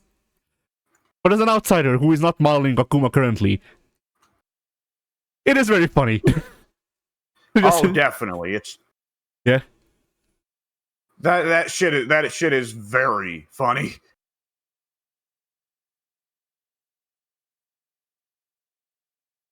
Because like, did you ever think that you would see a close-up of Akuma's ass?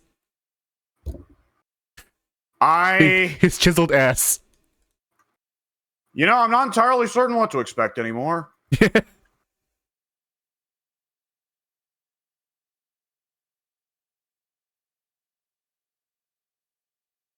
And so yeah. Yeah, I mean, yeah.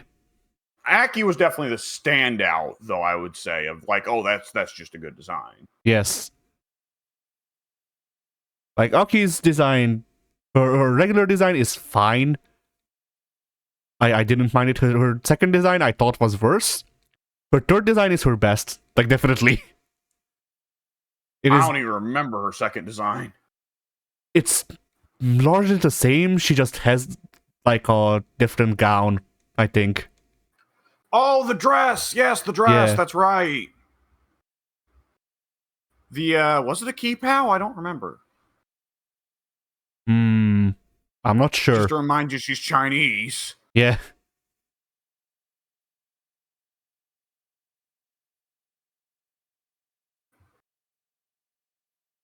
And her primary attire... Now I can't remember what her main attire looks like. It's purple. With red, like, accents. Yeah, it's almost like a shorter version of the dress. Yes.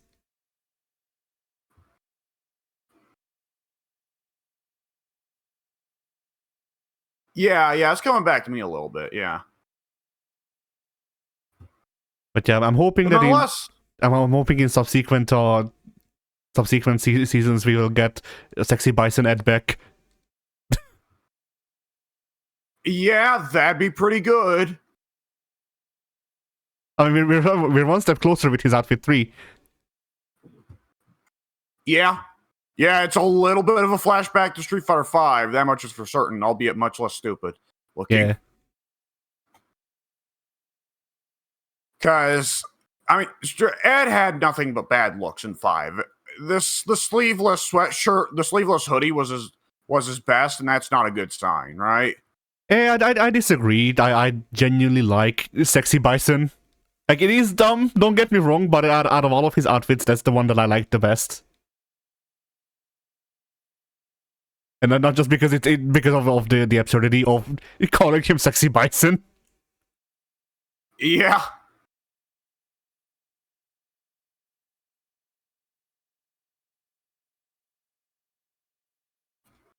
Yeah, I thought that shit was rancid, personally speaking.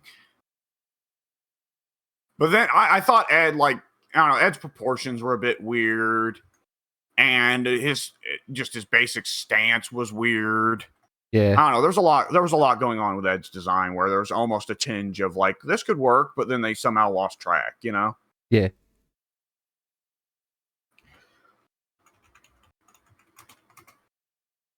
But I think that's pretty well the extent of my opinion on those DLCs.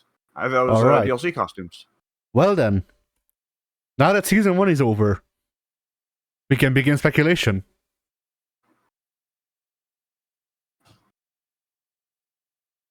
Okay, yeah, that's the part of the question, ain't it? So, I guess we can ask this twofold. Who do you think is most likely to be in Season 2, and who do you want them to end in Season 2? Because those might not line up. Because, like, you know, just me thinking out loud, like, I would assume that Season 2 would largely be like Ibuki, Sakura, Mika, And then I don't That's know. a waifu pack, brother. I know, but are you saying people wouldn't fucking pre-order 5 copies? Oh, Like, I mean, for my part, I say those again. Ibuki, Sakura, who? Mika. Mika. I mean, I'm not an Ibuki guy, but I definitely would play Ibuki, or excuse me, I would definitely play Sakura and Mika. Oh, people would not be able to handle Mika with Street Fighter 6's jiggle tech. Yeah. As a fuck you to ESPN, Mika's S is not twice as big. Oh my god. Her story mode is Zenki asking her how she did it, but she never tells. The Tom Cruise method. Yeah.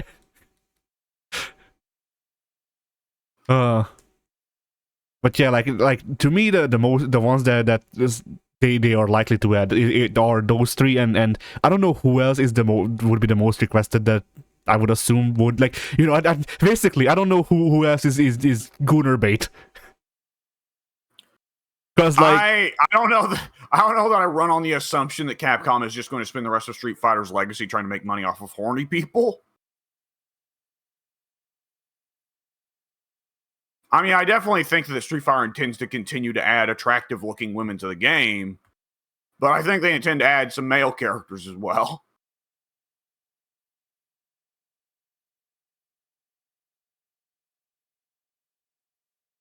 Oh, did my internet drop? no, you're still here. I'm just trying to think of who else, like who do I think would like, who do I view as most probable?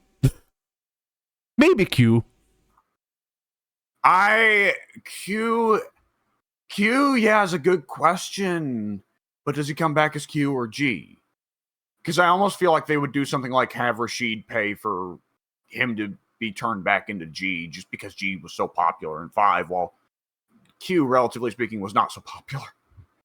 I mean, it could be, it could go 2 ways. It could, one of them could be what you just said. The other version that I can think of is they will add Q, but he will play like G, which, I mean, there was minuscule difference between them anyway. So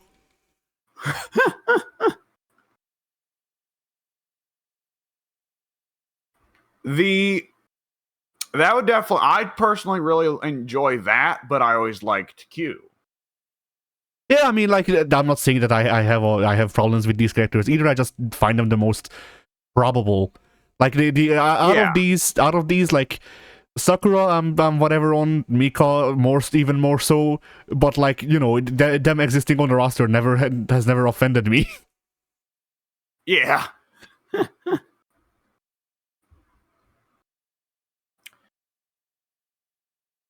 For me, it's really noticeable when you look at Street Fighter 6's roster. How many Street Fighter 3 originals are on that roster? None. 0. A big fat 0. And it sticks out like a sore thumb. And I know that, like, Street Fighter 6 was intended to be the bring them back game, the game that would make Street Fighter popular again. And Street Fighter 3, conversely, is associated as probably the most controversial and fan-losing game in the series. So they're adding 13. Yes, there we go. That's the way to do it. You know, it's a thing of, I could see them perhaps holding back on Street Fighter 3 characters because so many of them are weirdos. At the same time, it starts to stick out, you know? Yeah. But then again, how many characters from Alpha do they have? I mean, that depends. Do we count Akuma as an Alpha character? Because that's when he was first playable easily. Alpha 2, anyway. No, I don't. He's a 2. He's Turbo. He's Turbo. He's 100% Turbo. Then I'm trying to think of who was even introduced in 2, or not 2, rather, in Alpha. Adon? No, that he was in 1. Adon, Street Fighter 1. Yeah. No, the Street Fighter 2 the Street Fighter Alpha new additions were Mika. Let's see, Guy and Cody, technically.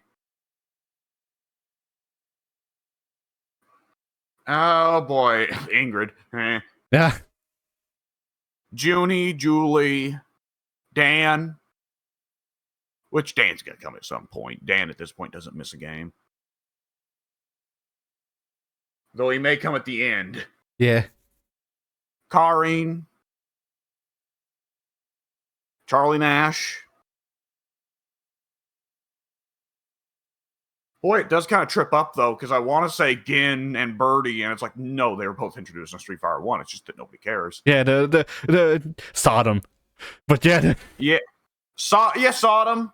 I could see Sodom going into 6, but not under the name Sodom. Yeah. They'll drop the name and change his face or something. That's the thing, though.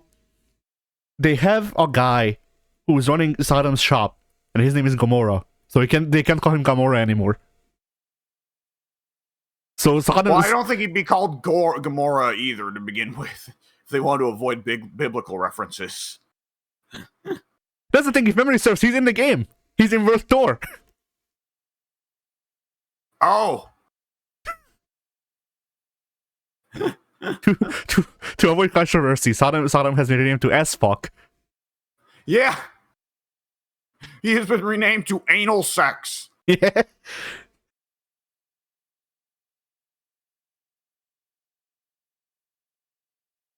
We have renamed Sodom to Say Gex. Good lord.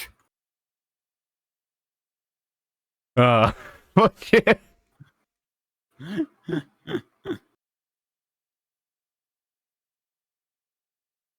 Anyway, yeah, I think there's someone else. Who was it? I'm trying to think of, like, because I remember there being another grappler who's not Birdie or Sodom that was introduced in that.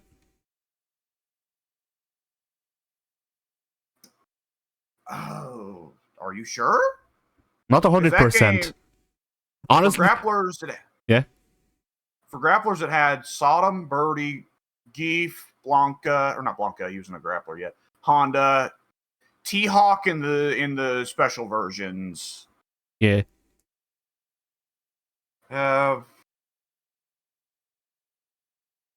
Shit. Mika, of course. But like the game that I think of as going crazy with, here's 8 billion grapplers is 4. I don't know. Like, new ones, yeah, maybe, but 5 feels like it had more. 5 had a lot of grapplers. I mean, 6 already has a shit ton of grapplers that aren't even grapplers. They just gave a bunch of command grabs to a bunch of dudes. Yeah. I don't know. I guess I might be misremembering then. But yeah, I guess there's not a lot of alpha representation either then. No, I mean, clearly with 6's DLC, the first season, it's, okay, Akuma's here because he has to be. Aki's here because we don't want it to all be returning characters. We want at least one newcomer a season. Yeah. Rashid and Ed are here because we recognize that they were missing potential in 5, like everybody in 5, but especially the new characters in 5. And we think with 6 we can do them both more justice. And they were dead on fucking right with that. Rashid and Ed. Yep. I nearly called them Edge. Rashid and Ed in 6 are what they should have always been. Yeah, I thought I knew them. But Rashid and Ed in 6 are what they should have always been in 5. Yeah. So, I suppose that carries through the question. Do we want to carry through the idea of the new generation and it's still going to be mostly OCs and returning characters from 5? I mean... Or is this season instead going to be the one of, okay, now let's go back and let's bring back some of the classic hits? Yeah. I mean, like, I would laugh my ass off. I would laugh my ass off if they go, all right, here's a character from Third Strike. It's Remy.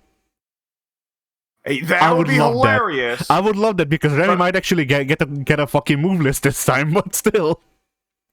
Okay, I'm not gonna put a bold prediction down on any of the Alpha or Street Fighter 3 characters, but there is one bold prediction I'm going to put down. Yeah. Or not bold. It's not bold. It's actually, but there is one hard prediction I'm going to put down. filling the same spot as Akuma, where it's the most hyped up one, and it's the last character of the season 2, is going to be one of the Four Kings. Probably not Bison, but I bet it's either going to be Sagat, Balrog, or Vega. Yeah. I would assume Sagat, but at the same time, he has redeemed himself, if memory serves. He's a good guy now. If Sagat, I think that Sagat would come back as a good guy. I think if Sagat comes back in 6, he's going to have an unrecognizable design. He's actually just a fucking tiger now.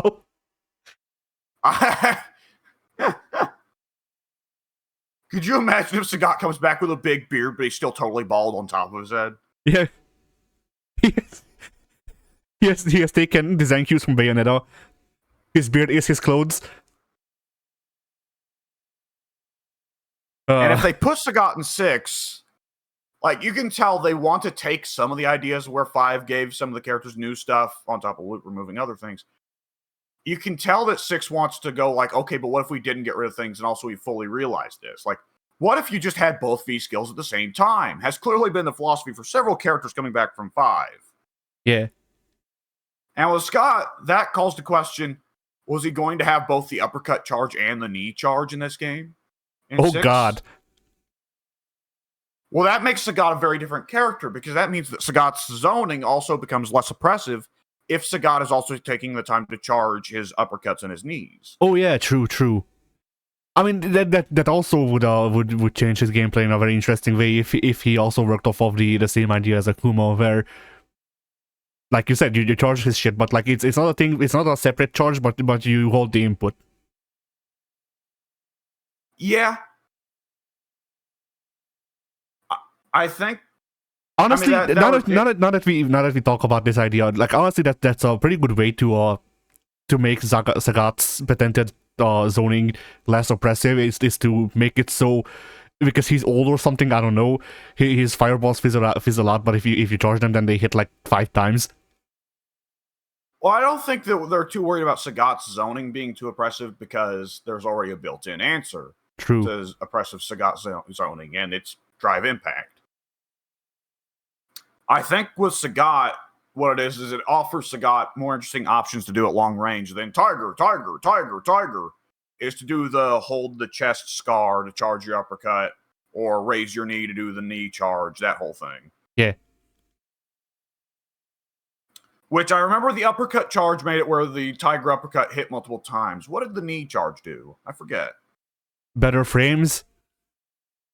That makes sense.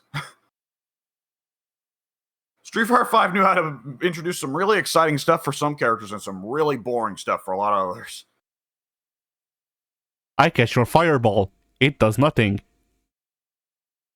Yep. Bison who just sends it back. Fuck you. Yeah. Several characters in that game got bonkers anti-zoning tools. Keith got the stupid muscle flex, I swear. I mean, you've got the stupid muscle flex and also the super kick. Yeah, which is also fucking garbage.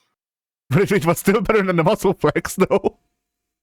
Yeah, I mean, I chose the super kick with my V skills every time, but I never used either. I did. Now the super kick. If you had the time, if your enemy read a book during offense. And didn't touch the back fucking direction. Yes. On their left stick.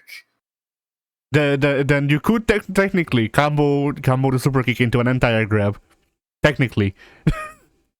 Nah.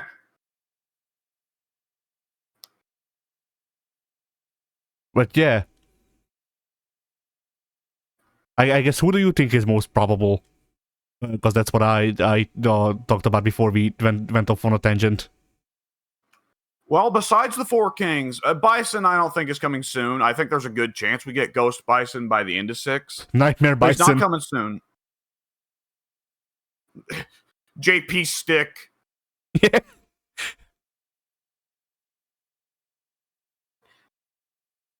But the others, Rog, I think they may hold back on as well, at least to let Ed breathe on his own for a little bit. Introducing Season 2, featuring Dudley. 2, I would not be shocked. Dudley was a rather neat character that got a lot of the focus of the marketing of Super Street Fighter 4, and then he skipped out on 5 altogether. I would not be shocked if Dudley is there in Season 2 for 6. Yeah. So I think we're definitely going to see at least one character from Alpha or 3, and we're going to see one of the 4 Kings. That's my 2 solid predictions. Beyond that, I actually would not be surprised if the remaining 2 characters are new characters or oddballs pulled from Street Fighter 1. People finally get, what's his name? The damn ninja. Yeah. Not Kage, but...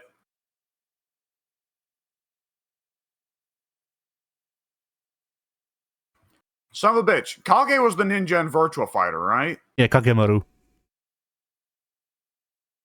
Fuck it. I don't care. Just that Kagemaru, fuck it.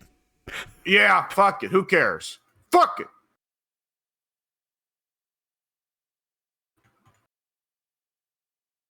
So yeah. Maybe...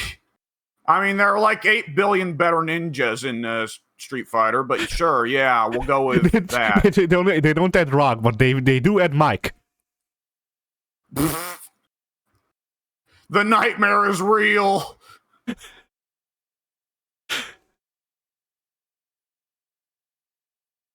Like, is Mike supposed to be a heroic, beloved figure in that universe for Rog to have dreams where he's beloved like Mike? I don't know. Perhaps.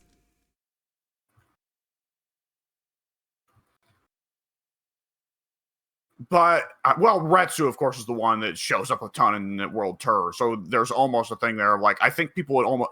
Like, many of the Street Fighter 1 characters could be announced, and people's reactions would be, what? Who?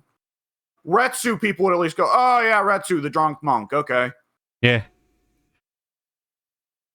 The problem is, like, okay, what are his moves?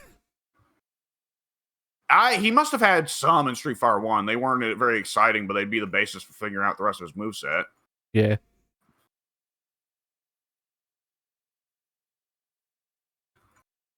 Knowing the usual depraved monk stereotypes, I assume he'd, like, eat meat or whatever, drink sake, but not get drunk properly like Jamie. He'd get a fireball that is also an anti-fireball, and you can hold it. Ha! Like the fucking guy from Metro Melee. I think that was Metro Melee, I forget. We gotta get back to that game someday. Yeah.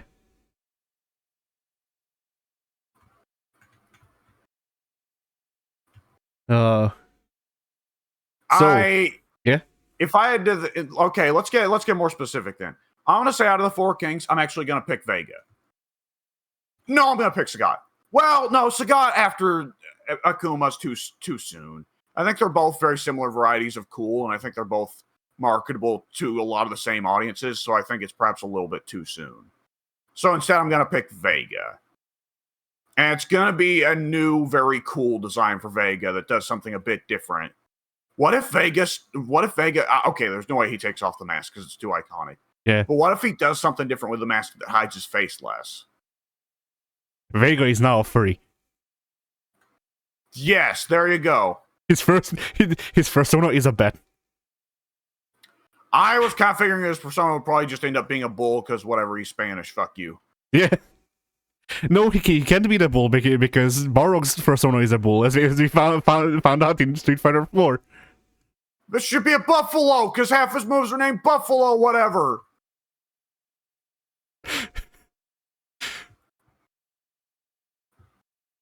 But he's the Mad Bull or whatever the fuck. Like, there is a minimal amount of precedence for that, but still. Yeah, I guess. So yeah. And I mean, my idea about the thing was like, okay, Vega's new design. He just completely embraces his fucking gay vampire energy from 5. Okay, for Alpha or Street Fighter 3 pick, I'm going to say Mika, because we're going to want probably at least one chick per season. And Aki was a lot of fun for people who like skinny, flat-chested girls. But for the people who like their women a little bit more well-endowed, boom, there you go. There's Mika. Mika's a pull from Alpha, so we've got at least some Alpha representation. They could give her a fun new evolution in the story where perhaps she's no longer just the forever apprentice of always being inferior to Zangief. So who knows? They may just decide to make her the forever apprentice because Japan thinks that's cute in women. Once again, her story is that her ass got bigger and won't tell Zangief how. There you go. Zangief is in shambles. Zangief needs that secret for attracting the handsome men. Yes. And scaring off the small women. What combated Mika? I have been doing fucking. I'm forgetting the name of the the workout thing. Squats? Yeah, squats. I've been doing. He's been doing plenty of those. Yeah, I've been doing 500 squats a minute for 4 months. But my ass keeps getting smaller.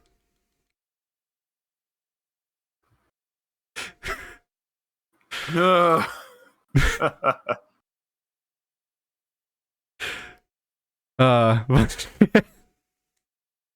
new guys, I don't have any idea. I think there's a decent chance. No, there isn't. Well, no, I think there might be a slight decent chance we see like Undead Bosch at some point, right? Perhaps. Otherwise, I mean, I think they're going to want, I would think, one big seller every season, right? Yeah. And Mika would probably be the seller for season 2 in this case. I'm not going to hard bet on Mika, though. I'm hard betting on 4 Kings, but I ain't hard betting on Mika. It could be someone from 3. It could be Ibuki. It could be Dudley. Could be Elena. Who knows? 13. Yeah, there you go. No, fuck you. Or that, of course, the new characters would be anyone's guess. But those are my predictions right now, which could be wrong. The only hard prediction I'm making is 4 King. Yeah. But I guess then on the other hand, who would you want? Oh boy. Let's see. I probably could pull this out real quick. Dudley, Elena, Hugo. Oh Jesus, these are all Street Fighter 3 characters. Let's see. Someone not from Street Fighter 3. Alex. He's from 5. Alex. Yeah. Oh boy. See, that would be my 4 probably. That's the problem. Okay, I need to pull someone from outside of 3.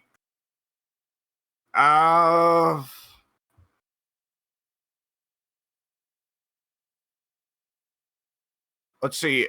Someone from Alpha? I don't know. I've not got any big pulls from Alpha. Jesus, this is harder than I would have thought to figure out who from... Your favorite character from Alpha. Yes, super big anal sex. No. Shit. Oh, well, damn it. I was nearly about to say, it'd be cool to get Guy, but instead of Guy, let's get Maki. I was like, no, wait, we've already got female Guy in the game. Yeah.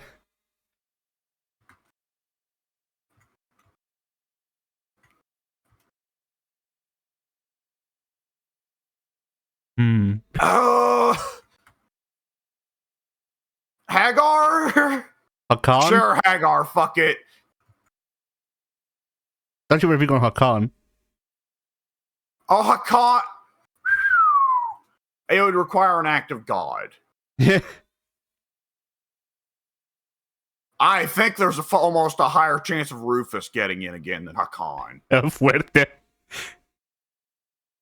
See, if El Fuerte had a less stupid story, I'd love to have him back, because I loved his gameplay, but I hate his fucking story. I hated both. Although I do love how every time, like 90% of the on disc cast for Street Fighter 6 references El Fuerte, and the only thing you ever hear is, I fucking hate that guy. Fair enough. Yeah. Like, I think even Ryu. And like, he's Who Ryu. he doesn't even remember Oferte's name, right? Yeah. He just says, there's this guy, I hate him. He wore a mask and cooked shit. Never let him cook again. Yeah. Break his arms. He ain't cooking shit in there.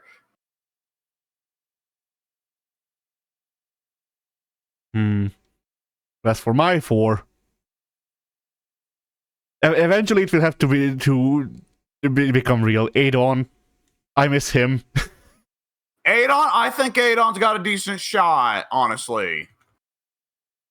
I wouldn't be shocked if Adon and Sagat come around the same time, so that when Sagat turns good, Adon fully goes fucking psycho. Well, not psycho, but fully down the route of, Sagat, I need to kick your ass and be the best Muay Thai ever. Adon embraces the Satsuno Hado. Him and everyone else. Yeah.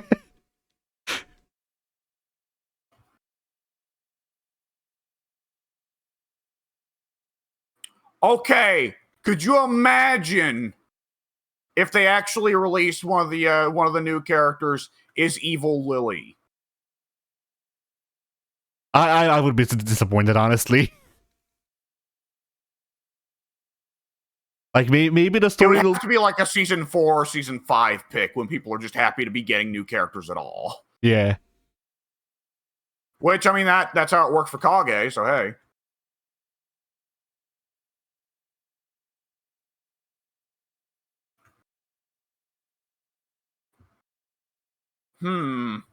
But yeah, like, Evil Lily as a concept, like, you know, it could work if it's a later release, and also if they actually go ahead and like progress the story. If what we see in World Tour and the arcade mode are expanded a bit, like then I could see it working, but not in its current state where it's just kind of stasis, I guess. Yeah. Like, you know, it's one of those things where, like, if they announce, like, okay, we're expanding World Tour's story, introducing new DLC characters, Violent Ken and Evil Lily, like... Yeah!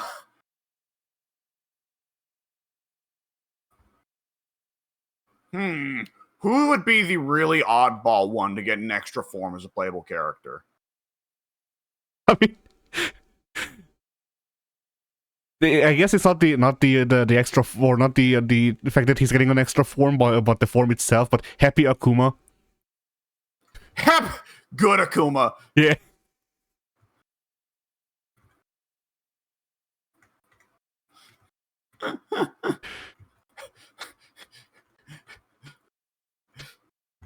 Shin Kimberly. Donate to 1,000 charities. Yeah. He steals all your money.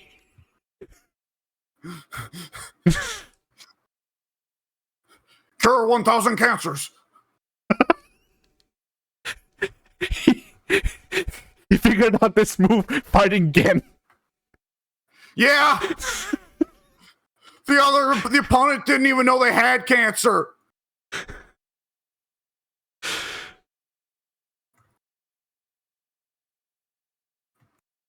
Ah, bloody hell.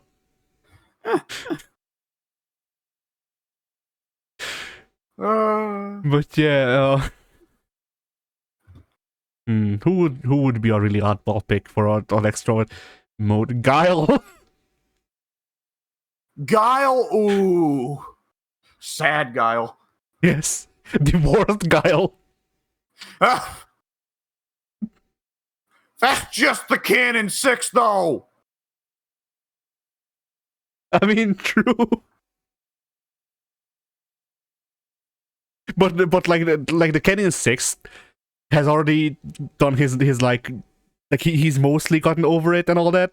I imagine it's like fucking divorced guy is like doing a bit like a says every move bimpering. Like he says that he's over it, but he's really not.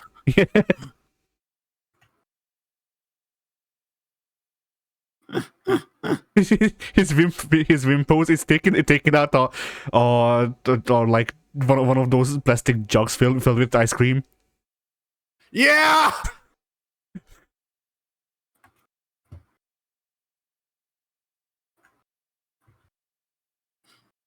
He starts vaping.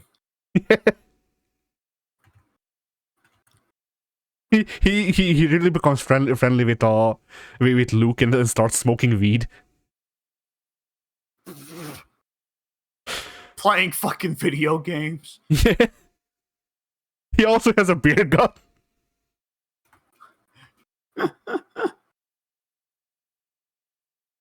He can still do the flash kick, but it's only on it only goes up half as far.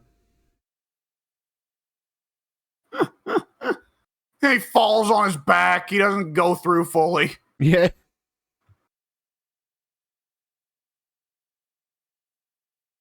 Oh boy. Hmm. Ben Rashid. They took his Twitch channel. Now he will take their lives. Lawnmower Rashid. Yeah.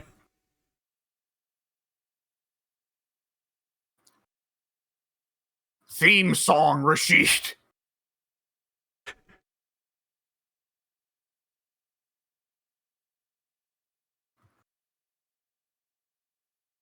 Hmm. This is dark future Street Fighter. Yes. Tin Honda.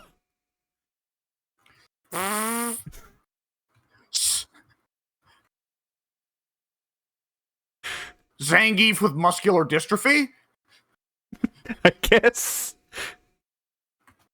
No. It's Zangief looks the same, but he's straight.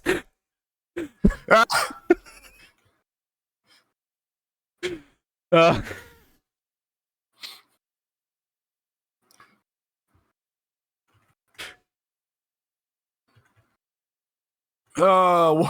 what would it be for Marisa?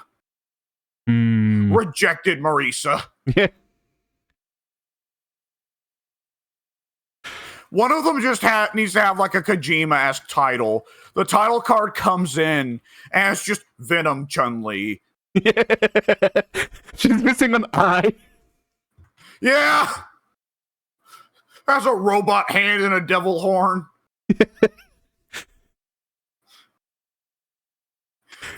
The fucking orphan kid behind her is missing a leg and an arm.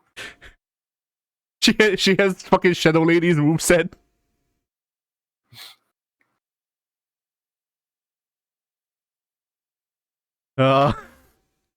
Oh, Jesus Christ.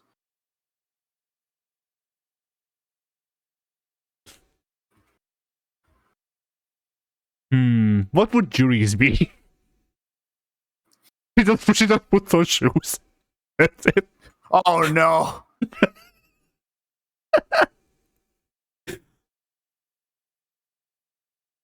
Disappointing Jury. Yeah. She's just disinterested in the fight. Her big quote is, I'm not really feeling it today.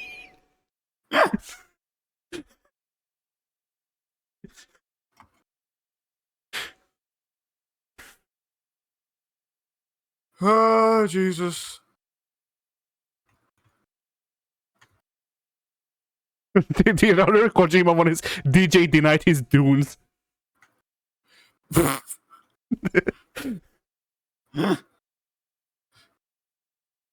Sad DJ would be the ultimate one there. Yeah.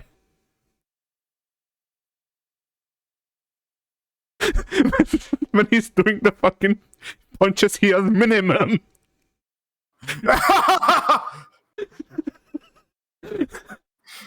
He wears the minimum on his pants, but when he's on the opposite side of the screen, the in flips, so now it's backwards. Yeah. No, when he's on the other side of the screen, the in gets turned into the emoji, the B emoji. Yeah.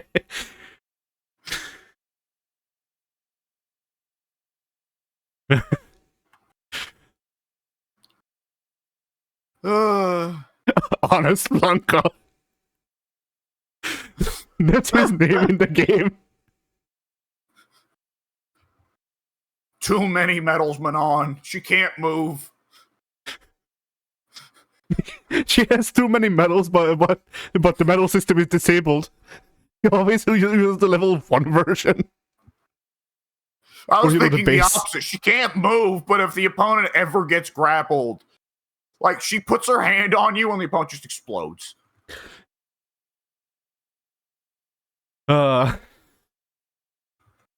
Alcohol poisoning Jamie.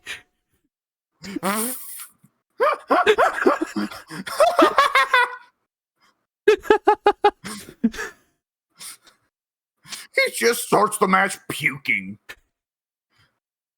I'm fine. The longer the match goes, like, if the match goes on past 15 seconds, then his health starts depleting. I think I really need to go to the doctor. It's just Baraicho. It is. It really is.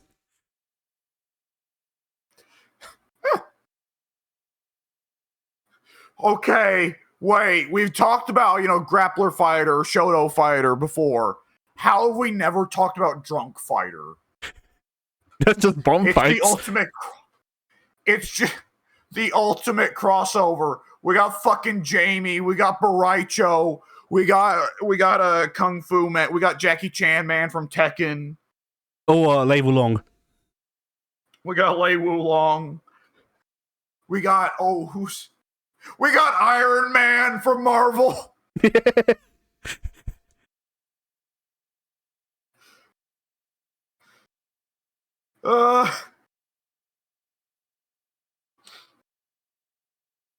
Oh boy. Throw in, okay. And it's all the drunk fighters plus Iron Man. So, okay, obviously being an alcoholic qualifies you. Throw in a completely unexpected character from an anime fighter. And don't explain it, but their inclusion implies something. Tina Amamiya. Yeah. The idol business is hard, you know? Fucking Lin from Under Night. Yeah. Teddy. Yeah.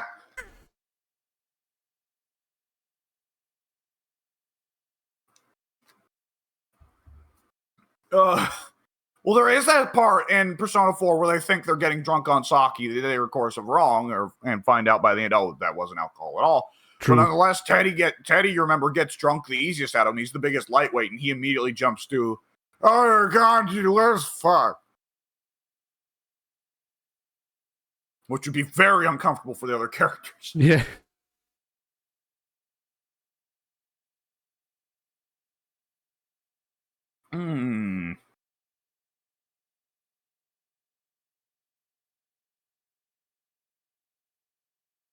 You never hit, though, what 4 you wanted, though. Oh, yeah. Adon. Like, see, most of your guys are like Street Fighter 3. Most of my guys that I can think of who are like pulls or Street Fighter 1 characters reintroduced in Street Fighter Alpha.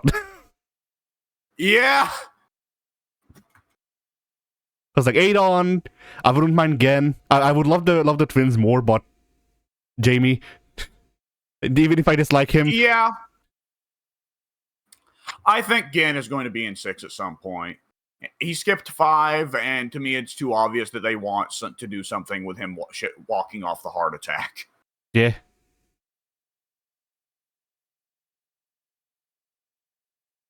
And Gen, I think Gen would make an instant cool rival for Jamie, right? Because he's a couple chains up the line of descendants for Chinese street fighters. But he's, of course, where Jamie's a very good-hearted guy who wants to protect the city and all that. Gen's an asshole. Yeah.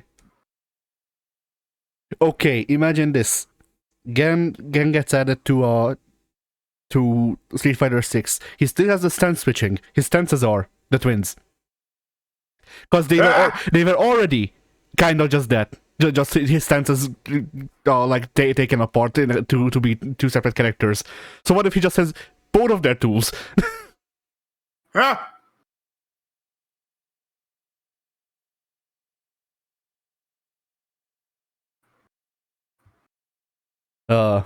Birdie comes back in shape, but he still has to eat the food and drink mechanics, but now it's protein shakes.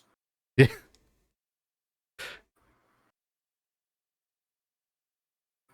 But yeah, Adon, Gan, Eagle.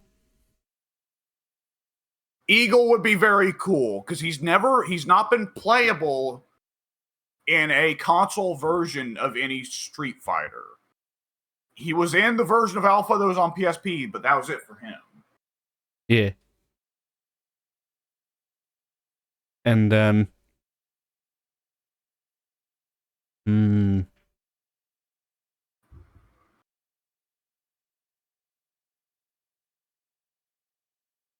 I mean, I like Dudley. I wouldn't mind Dudley.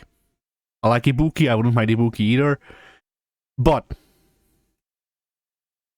the last character, I guess, for me would be someone who I felt was very much screwed over by the game they appeared in. Zeku. Yeah. Yeah, Zeku's in the territory of Rashid and Ed and Luke. Of like, yeah, it didn't help that you debuted in this game, pal. Yeah, like Zeku or Lucia. I would be happy to see them back. Oh, you know who my pull from 5 is, and I'm pretty sure other than dipshit giant car man, I think she's probably the character you want back the least. I would love to have Laura back. Oh, with yeah.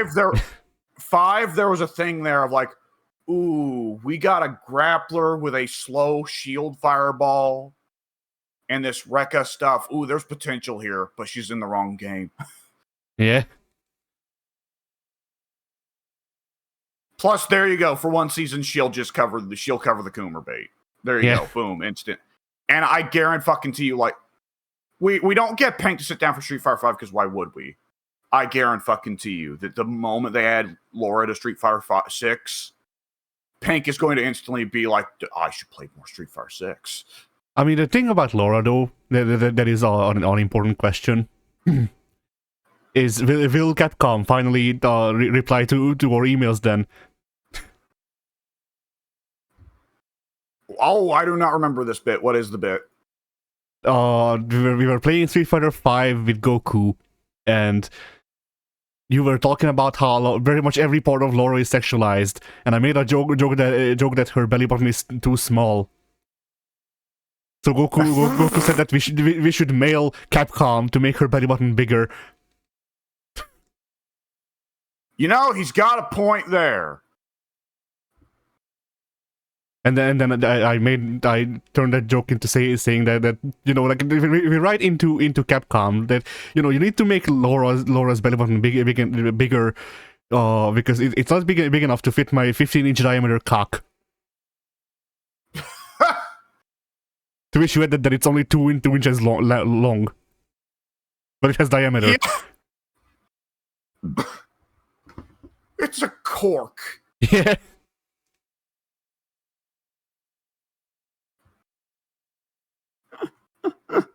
But like, okay, so imagine they reveal Laura, and for no fucking reason, they just made her belly button, you know, roughly 15 inches wide. Oh, I'd be terrified. So would I, because that means that someone's listening. like not only would that mean that someone's listening, but they thought that was serious. Yeah?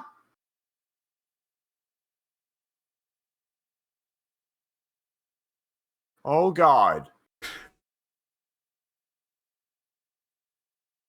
But yeah.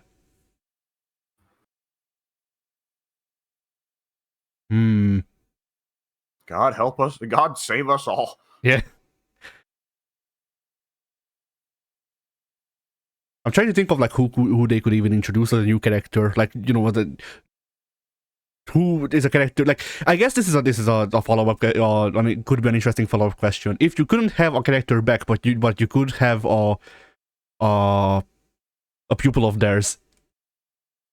Oh, that's a good question.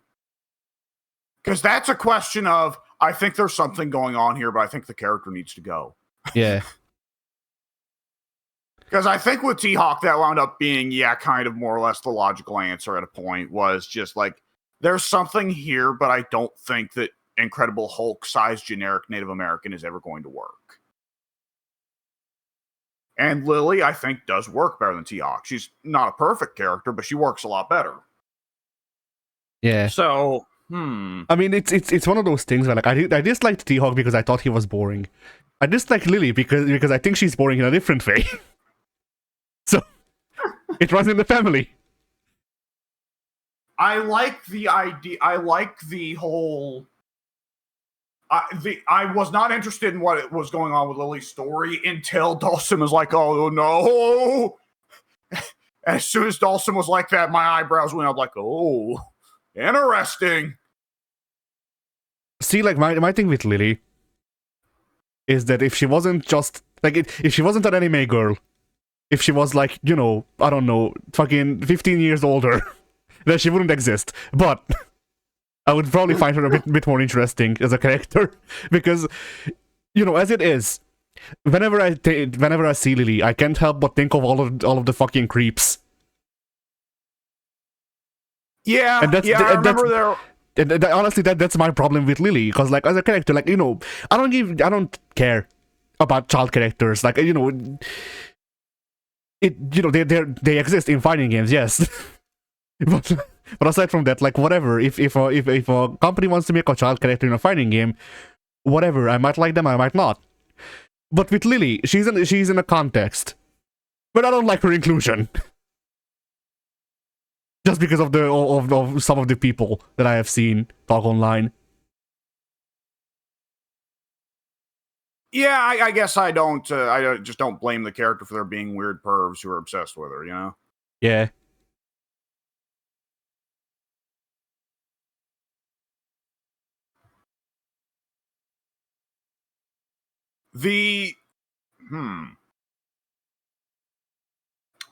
Interesting. Who would I like to see get replaced by their apprentice? I mean, a funny one would be for me is if they replace Zeku with someone who is much closer to just actually being Strider. Yeah, yeah.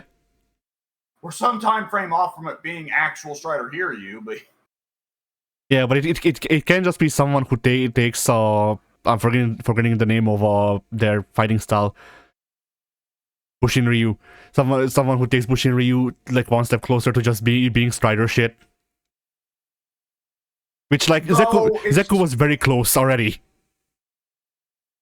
It's hard to get closer to Strider than young Zeku, though. Yeah. No, that's the thing. Old Zeku worked like Strider, and young Zeku was Guy. Yeah, but he looked like Strider. Oh, yeah. And that does remind me, yes, because I'm not a big Strider fan, but I do like Guy. I never played Guy that much. Any of the games Guy was actually there, but now that I've played Kimberly, I've been like, oh wait, I actually really like Guy. And now that reminds me that my issue with Zeku was you default to old Zeku. I don't like old Zeku. I want to play young Zeku. See, I was the opposite way. Like I want to do combos as old Zeku because I like Strider, but all of Zeku's combos are locked behind being young and thus playing as Guy, and I fucking hate Guy. So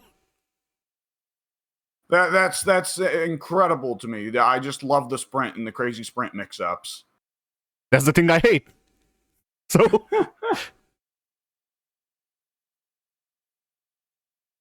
because like Guy to me in the games.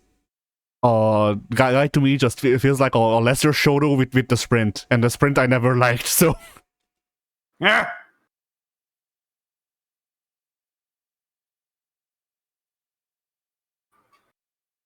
But yeah, like, you know, Zeku had the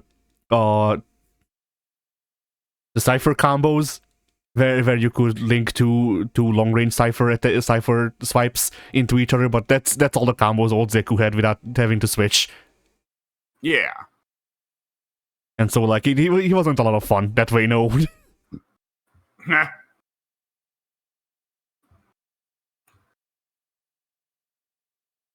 But yeah, so who would you like to see? Okay. You cannot tell me that you, of all people, would not like one of Hakan's daughters as a playable character. Oh, that'd be awesome. Unfortunately, they're all toddlers. By this But point? if it was revealed that Hakan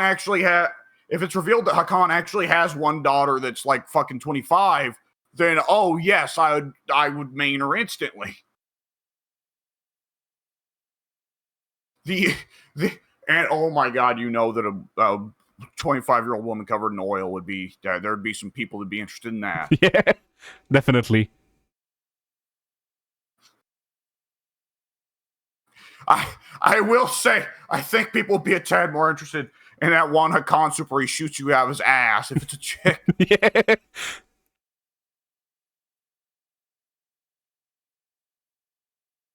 Can we replace? I was about to ask, can we replace?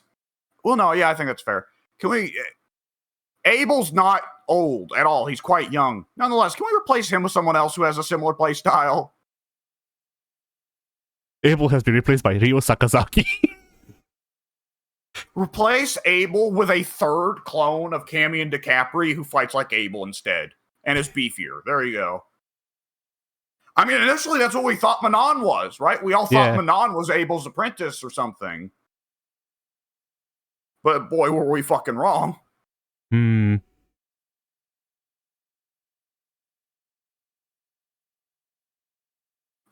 All right, they had Ed's bear. Or not bear. He's a monkey, but still, the monkey plays like Abel. The gorilla.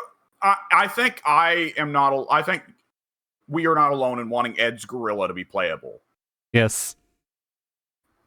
Like the thing is, like Falk is kind of lame. I think 6 could make Falk interesting because 6 could probably take any of the lamos and make them interesting. I mean, the main problem to me with Falk's gameplay, the main problem with it was twofold. One of them was that she was all, charge buttons. She was all zonk knuckles or whatever you call them,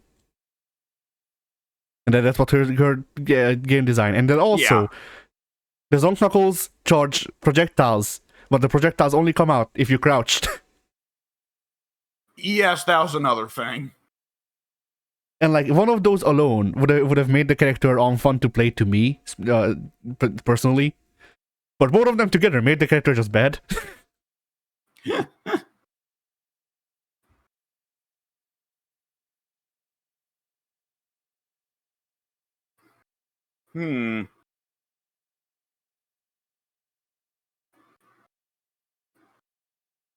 Okay.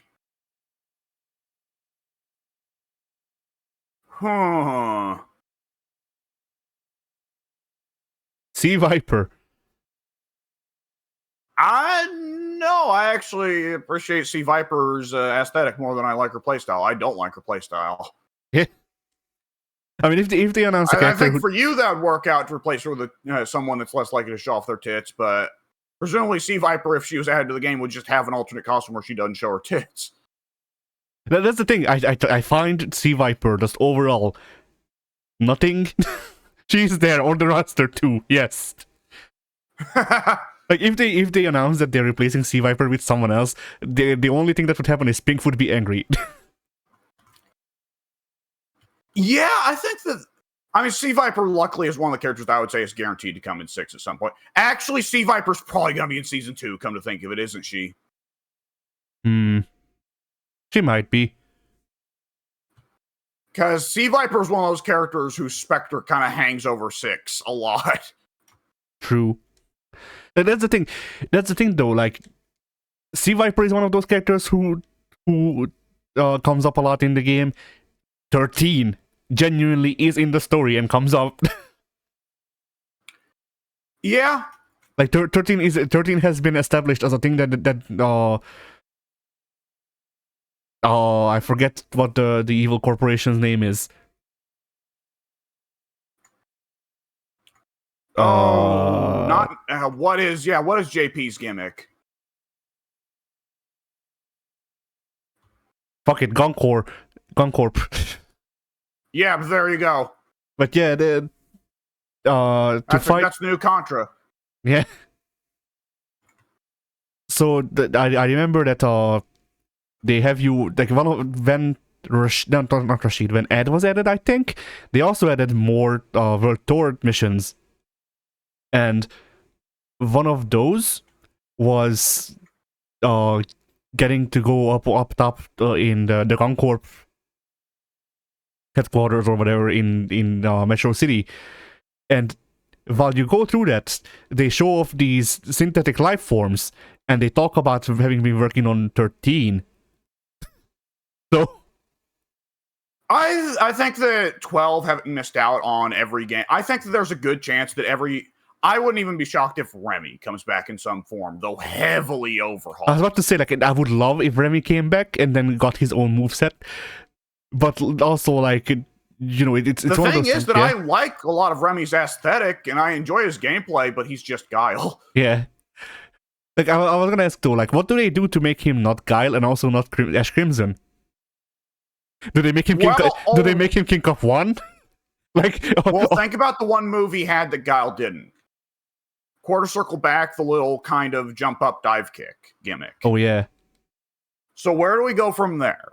Because I feel like there's a tinge there of like, we don't want to disappoint Remy fans, all three of them, by fucking him up too bad. At the same time, he can't just be Guile. So I would think the question is like, okay, Remy is a Guile who can't do Guile things as well, but in exchange, he picks up a dive kick and some other bullshit, right? He picks up a dive kick. He gets the foot stomp that hits low but starts high or looks to start high. Yeah. And then I don't know. He gets the there's a problem. John already has the split attack. Yes, I am just turning him into King of One, by the way. But like, okay. Yeah.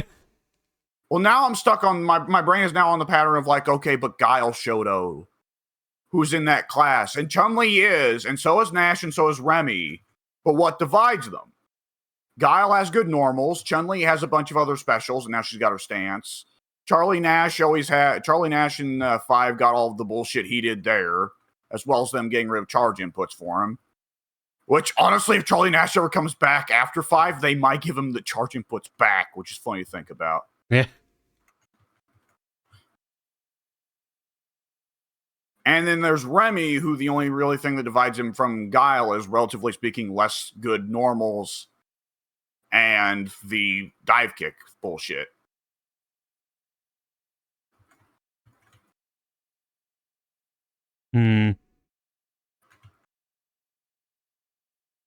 I guess one There's thing someone else in Street Fighter that's in that category, though, of charge back to forward, projectile, charge down to uppercut. Steve Fox. Huh? He might in Cross Tekken.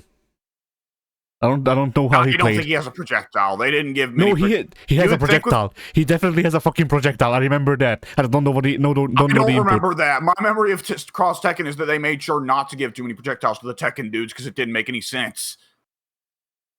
I definitely remember him throwing a short range projectile that fizzles out. Like it was a Hadouken, but still.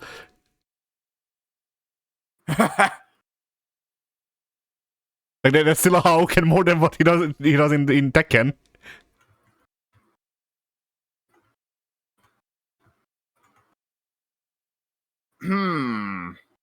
God damn it! Who else?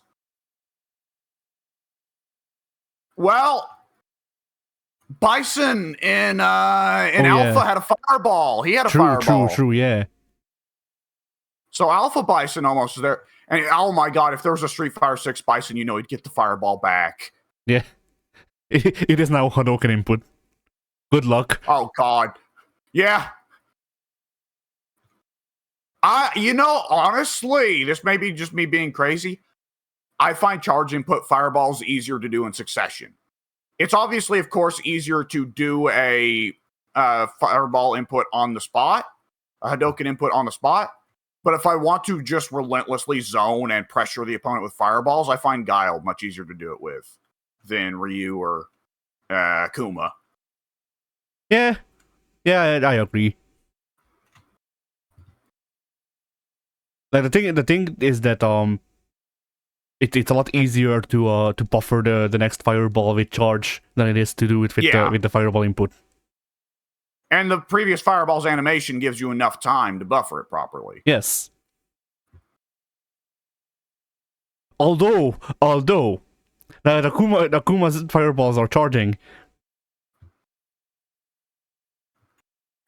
he might get the best of both worlds.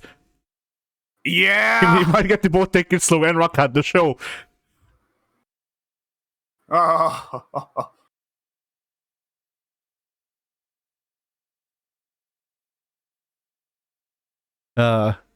yeah.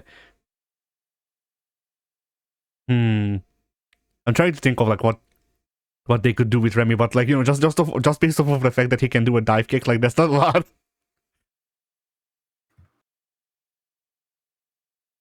No, it's really not. I guess, okay. What if Remy is air to air Guile? I mean, the thought ran through my mind of what if Remy gets Guile's air sonic boom from 5, right? Yeah, that could work. The only thing Guile lost from 5, because it was a thing that naturally the devs looked at and were like, okay, this was a funny gimmick to give him in 5, but if you let this just be base kit, it fundamentally changes Guile too much that he's not Guile anymore. This is not Guile, this is Guile.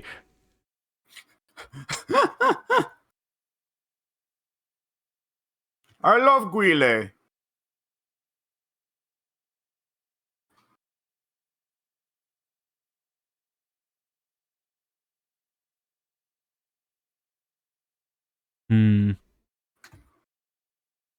I mean, once again, it's the thing of like Sodom. I could see them giving Sodom a pupil, but for one, I wouldn't like it because the least interesting part of Sodom is his kid.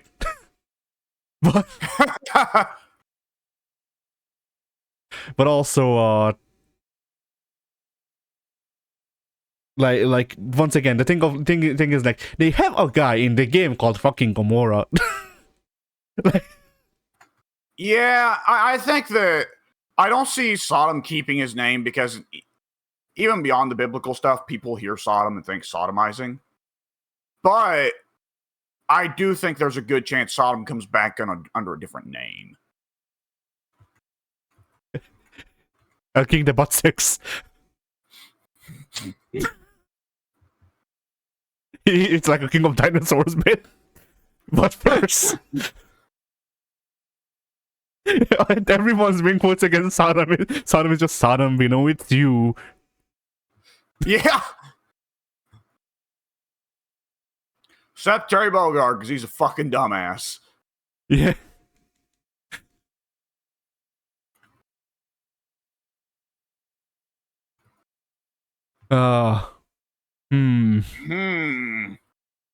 It's gotta be.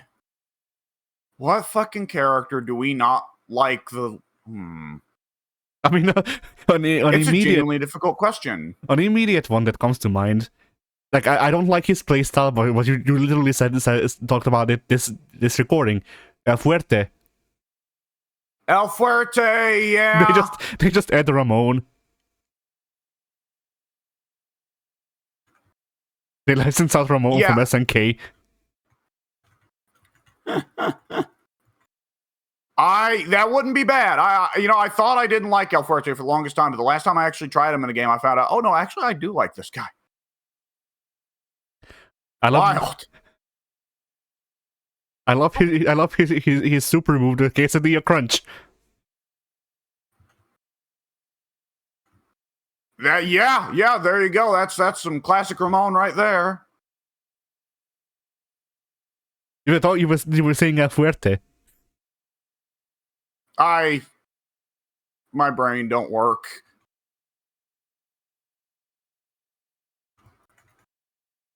Hmm. I mean,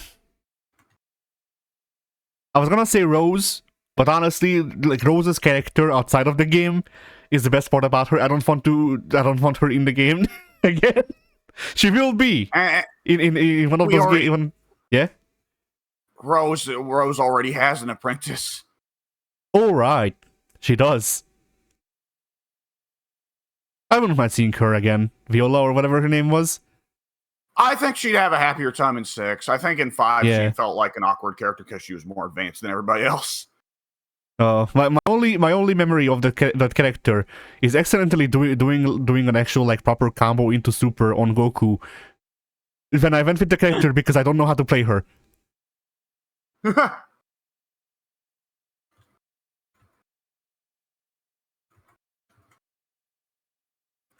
Ooh. There must be someone lame from 5. Oh, Necalli. Necalli's apprentice. It's not an apprentice. He just split in 2. I had a better idea. It's like Necalli's apprentice is just Necalli in one of those like large nose glasses masks. Like it's just Necalli, but he's wearing the world's shittiest disguise.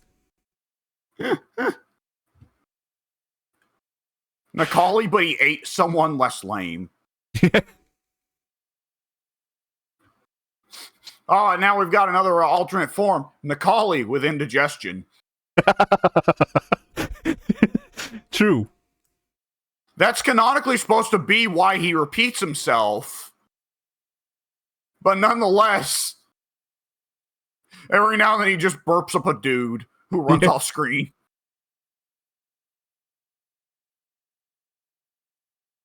Why the fuck did they just add Super Boo to goddamn Street Fighter? Okay. So the story of Necalli is that they wanted to redesign Akuma. And then they drew Necalli and went, that's not Akuma. And thus Necalli was born. That makes quite a bit of sense, yeah. Cause like, if you check Akuma, like they released Akuma's design documents, which is where we found got Akuma with child. Yeah, Akuma with child. But among those, there's a design for Akuma, which is, I want to say, 75% Necalli.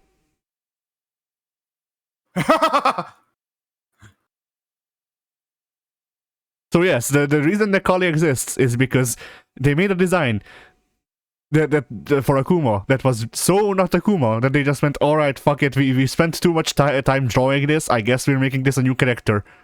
And so they did. And it was disappointing. Yep. Necalli, though, is one of the ones from Street Fighter 5 I think of most distinctly as benefiting from the V-Skill 2 update. Because the stomp was neat, but kind of... I mean, the stomp was nice for gameplay purposes, but kind of lame visually. The puke, however, that thing, as soon as I saw it, I thought that's the dumbest move. I love it. I mean, it combined with the way they animated his light jab was just...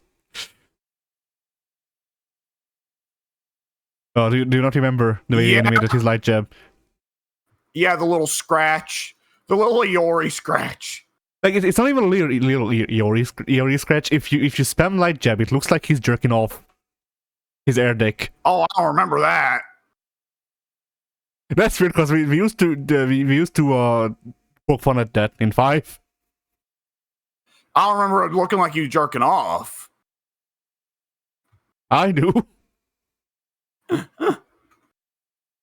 Well, I'm dumb. In case you ain't noticed.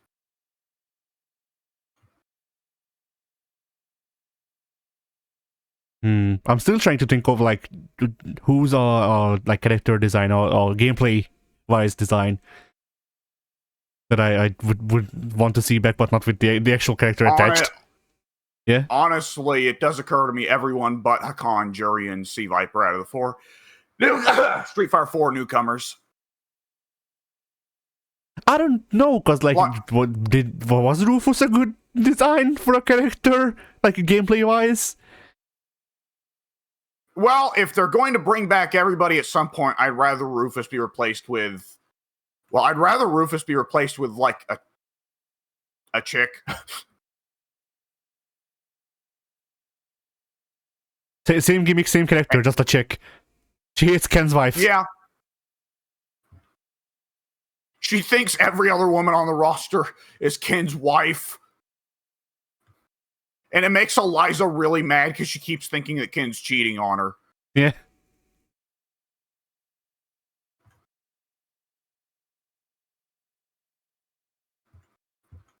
I mean, you know Rufus would be more well-liked if he was a chick.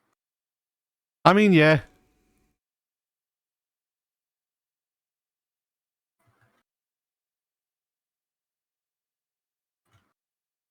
Hmm.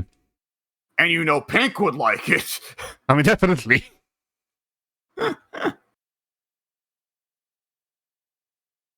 The thing is that, like, with a female like, Rufus, though, is that Rufus's design was very clearly built to draw attention to his gut.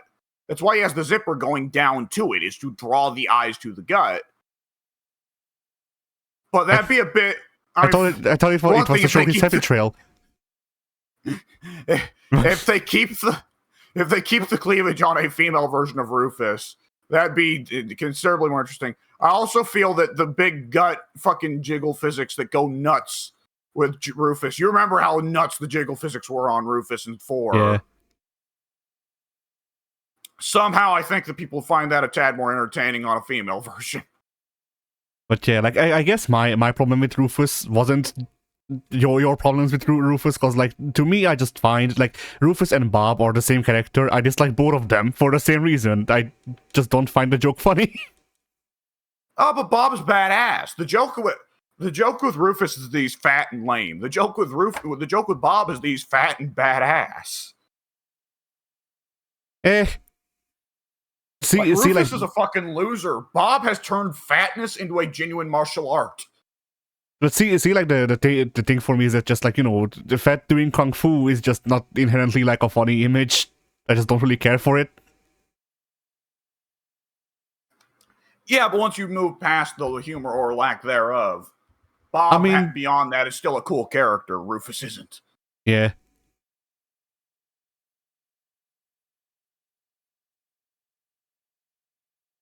Is Bob in a... I don't know, actually. I don't think so. Son of a bitch. I guess it makes sense. He was there for 6 and 7 both. Yeah. Be a bit odd for him to get 3 in a row, despite not being one of the super popular characters. Comparative to, for instance, Leo, who definitely has her fans, his fans. Their fans, I guess. Yeah.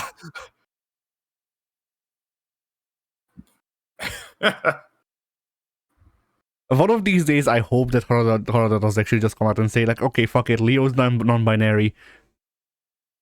And then he just makes up pronouns.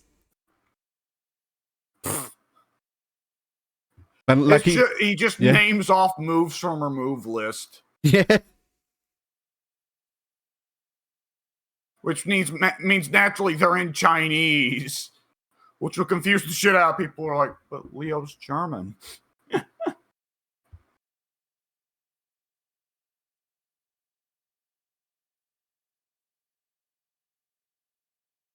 Hmm.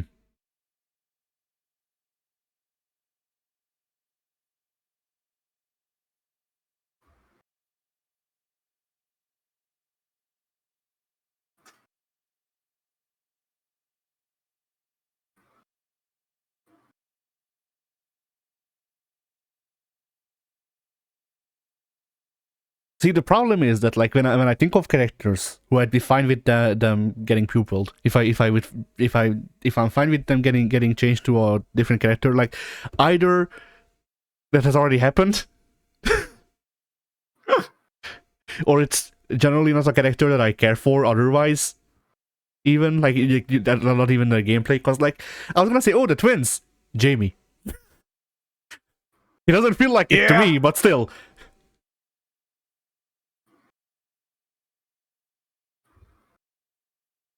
Hmm.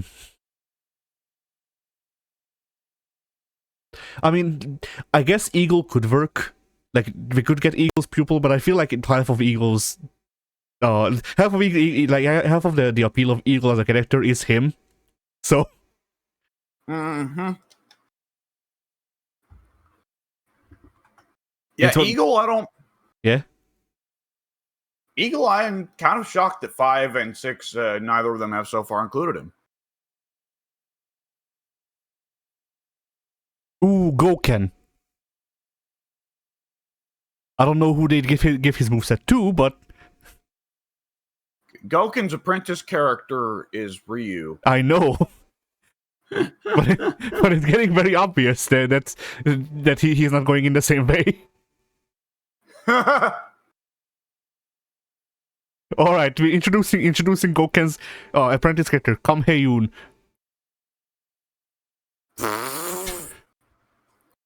Still a little girl in a robot suit, despite how little sense that makes in Street Fighter's world. Yeah.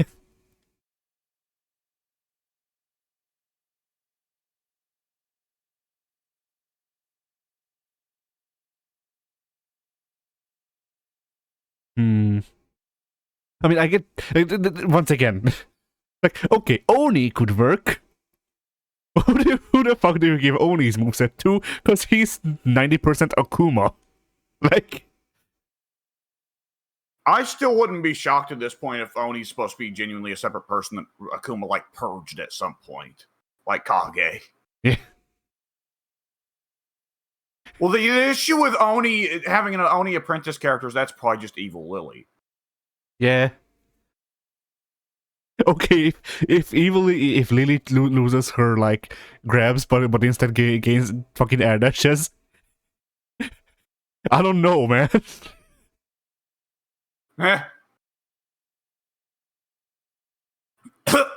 Excuse me.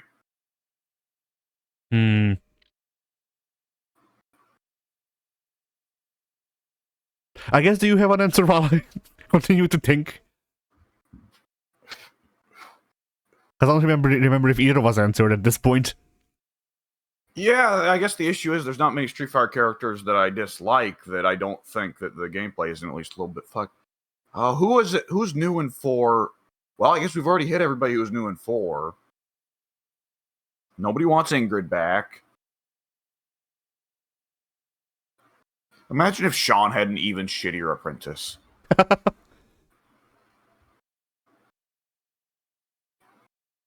His name is also Shawn, but it's written like Shawn Michaels.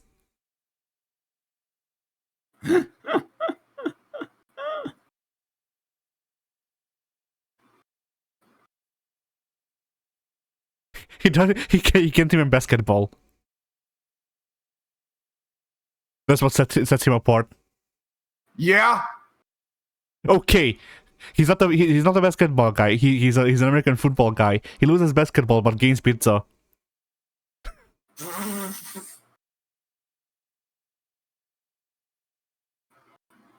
If you get it onto a person's rooftop, it summons Walter White. I don't know. Fuck it.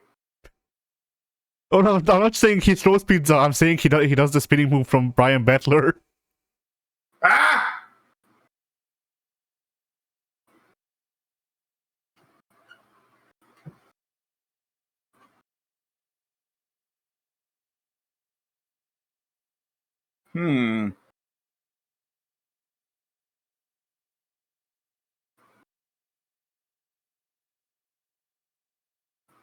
Necro and his weird tiny girlfriend. They have a kid, and it comes out fully formed, full grown, because they're fucking weirdos. I thought you were gonna say that we play as a tiny girlfriend this time. Oh, that'd be great. She can't do any of. She has, like, she also conducts electricity, but otherwise she's a grappler. Yeah. Like, she does like muscle busters and shit. Well, no, I just want this.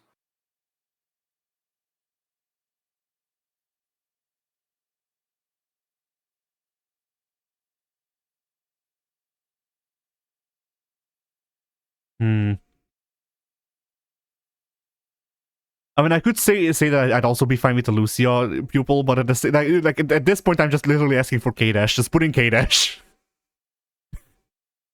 Yeah. Because, like, you know, what was Lucia made up of in 5? She has K-Dash's shit and also the guy's print.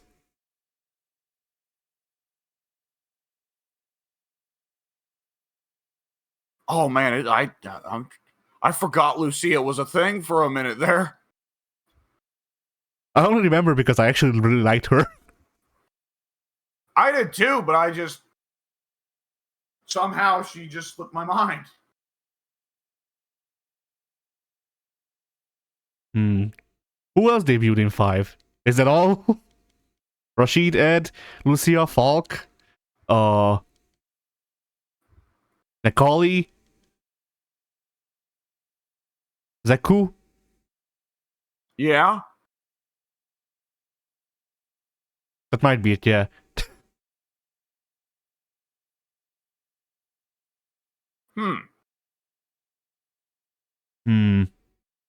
Okay. It's a good question, but I just don't think I have the answers. Oro's apprentice. Yeah. I don't know. Or not making him ancient, weird, old Brazilian dude who's half naked. I don't know. That feels like it loses part of the Oro charm. Oro is not replacing a mid-20s fucking Brazilian chick. God damn it. It's fucking Laura. Oh, god damn it. Uh, uh,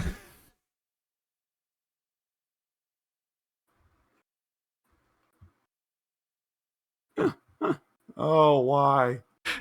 like, see, this also makes the question of like, okay, but do we enforce that the pupil has to be the other sex?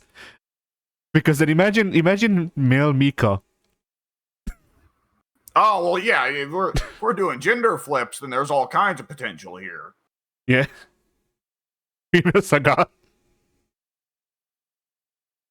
You know, people would be all over. Sagat, I feel like would still just be badass. Yeah, I mean, I'm just saying, like female Sagat would have the fans of Sagat, and then also the fans of Lady Dimitrescu. On top of that, I would imagine. Yeah. Female Vega would be more normal than male Vega. Yeah. That's more so the moveset you'd expect on a female character. Female Balrog.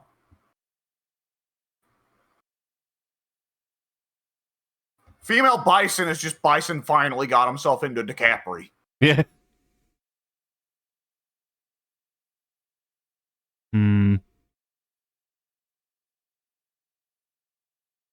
I mean, obviously, the immediate joke one is female Akuma, just because. but then at the same time, that's just Baiken. Like, she exists.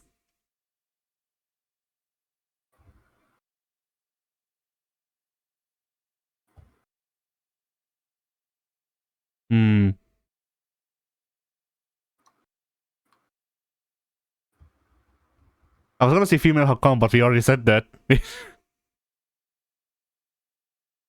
And it has the monetary potential. It's an idea. Yeah.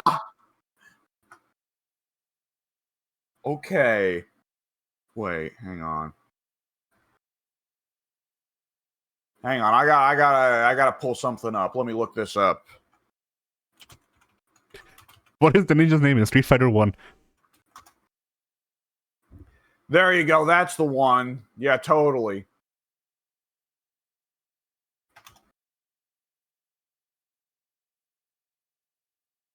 Male Colleen.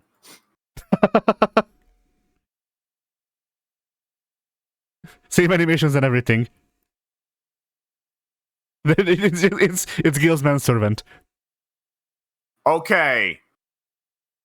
Female Abigail. That would either, like... that would be very scary, yes. That being said, People actually, would not know what to do with themselves. yeah, actually though, okay, if Gil had an apprentice or Urian, Okay, people would be too turned on by that. I'm not even saying a gender flip, just at all. I would actually be fine with that.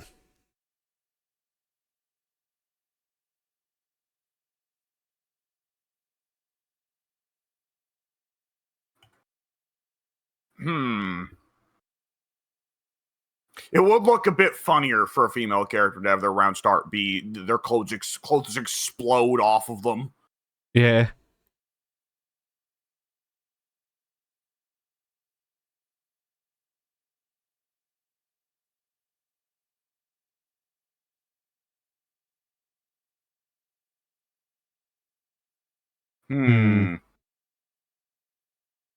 The problem is some of these jokes are kind of just characters that already exist. Like, all right, Meili Buki, old Zeku, with young Zeku's looks.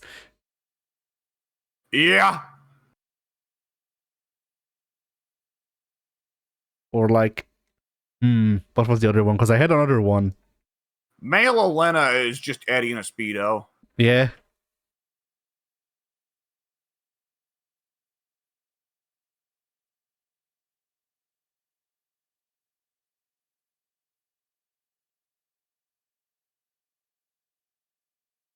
I mean, I'm only saying this because it's such a sentence. But female presenting 12.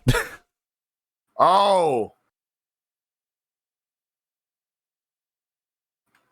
Because I don't think 12 has gender whatsoever. I mean, you can change it for him depending on your opponent. Yeah. And become a better character.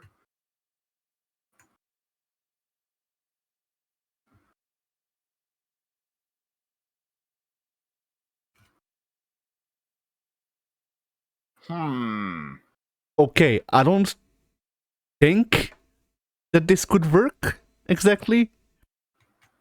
But alright, imagine if they announced a new character and it's either a reworked or a female Doctor in Dark. Because I would pop. I like Doctor in Dark. Yeah, but you'd pop for regular Doctor in Dark. I mean, yes, but regular Doctor in Dark is also owned by Eureka now. Like, fully. Yeah. So... And like if they're doing crossovers, then you know, at that point I'd want it to be someone like Rugal.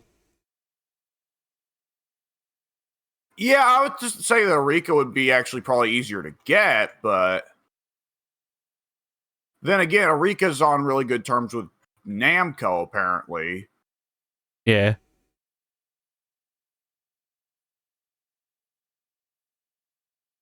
So, I mean, if Arika sends someone over, I think it would be someone like Garuda, or one of the two protags, and not Doctor Dark, who is just a guy. I would think Skullomania. Oh yeah, or Skullomania could work.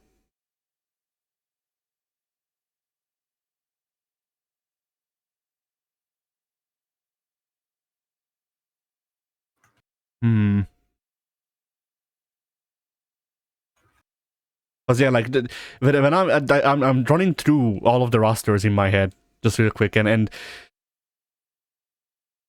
you know, when I think of characters, it's just like, oh, this character is that character. This character is just a branch off of that character. And usually I think we both for a second or two thought, oh, what about female Thong? Oh. No, I didn't think of female Thong. I don't think about Thong, honestly. I don't think about you at all. Like, you know, if they announced Thong is back, and he played similarly to how he did, then I would probably fucking play him again just because it pisses you off. But like otherwise, I don't give a fuck about Thong. Like that's the whole reason that I knew how to play him in 5 at all. Yeah, I understand. I know.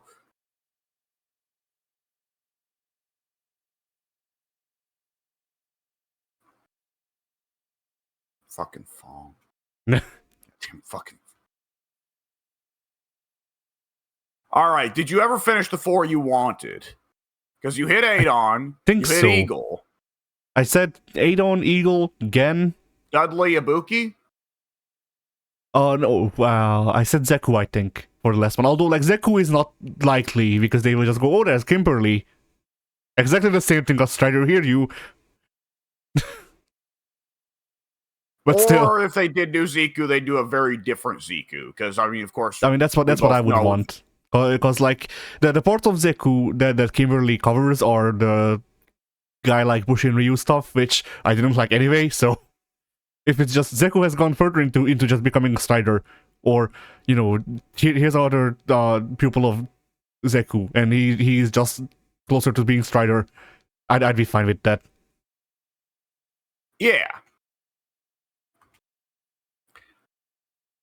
I mean, they certainly do have the option to change shit up, because, of course, Ed changed a ton. Yeah. Well, let's see. Was there any big topics left? No, I guess. I guess we can talk about any fighting games you might have played if we did. I did not. I am waiting with bated breath and anticipation for Akuma and Multiverses. For Akuma in Multiverses. Exactly. There you go. You've been waiting on your fucking character. Yeah.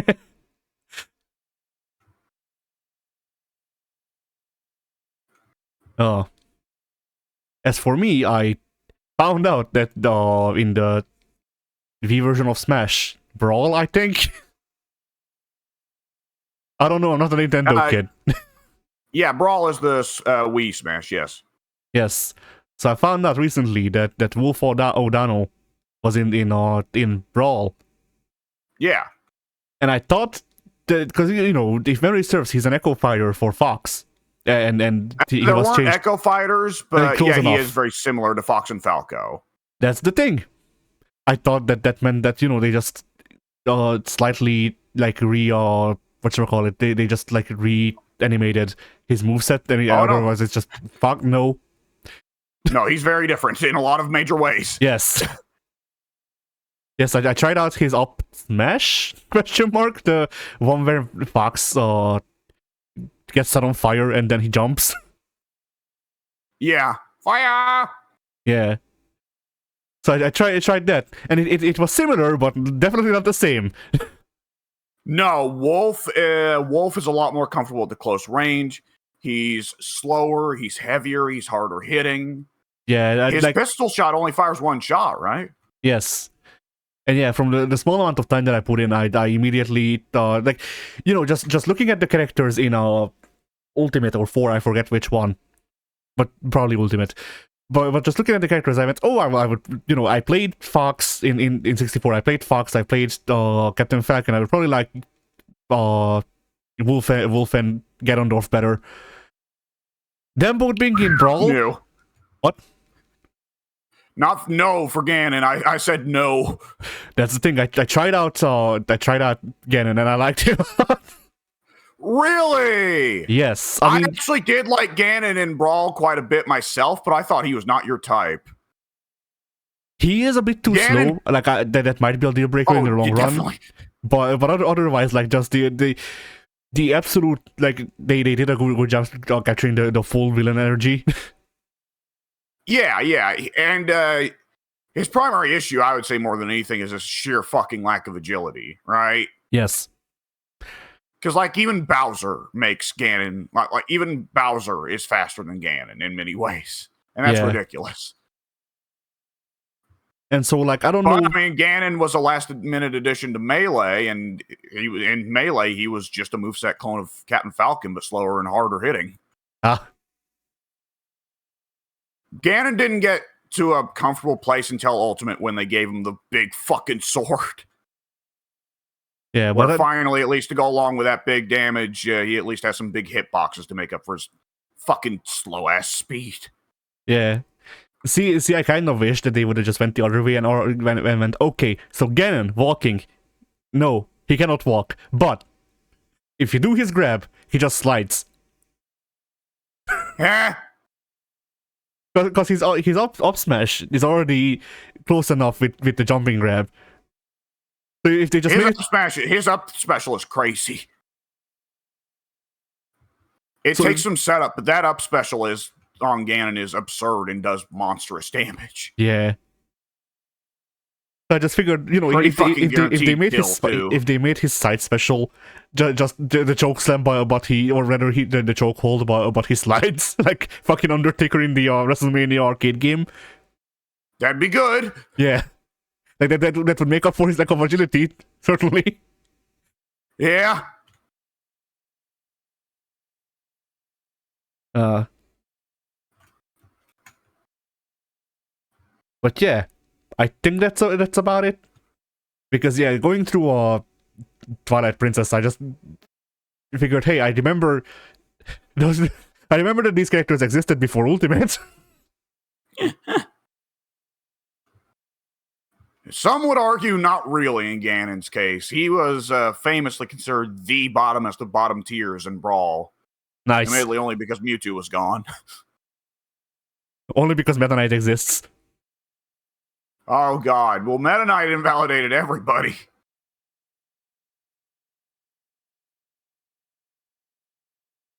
But yeah, I was gonna add something, but I forget what.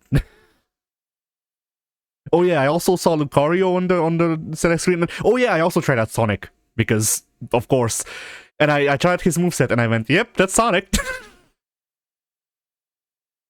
Sonic and Smash, my memory is quite fun.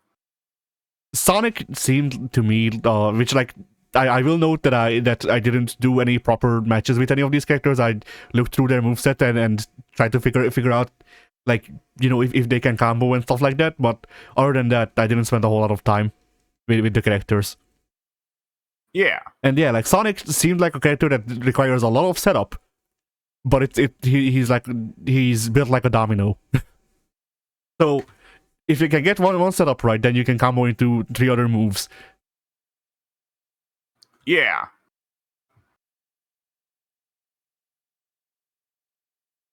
And then also like it was great because I got the pop-ups for the characters when I booted the game up, and it says, "Oh, hey, you've unlocked, you know, Sonic the Hedgehog," and then it immediately just, you know, goes into the trophies, and it says you've unlocked the Shadow the Hedgehog trophy, and I went, huh. Oh, yeah. Well, Shadow was the assist in that game, right? Yeah.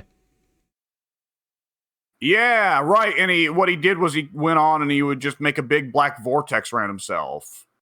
He took out his Glock. That'd be much more entertaining, yes. That's probably what I wanted him to do as a kid. But of course, Nintendo couldn't give us what.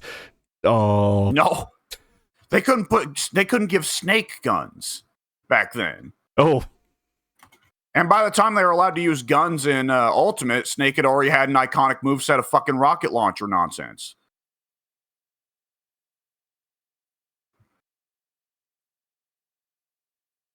And then, of course, you know, all that wound up being very funny because Joker gets added, and for his neutral special, he has a gun. Yeah.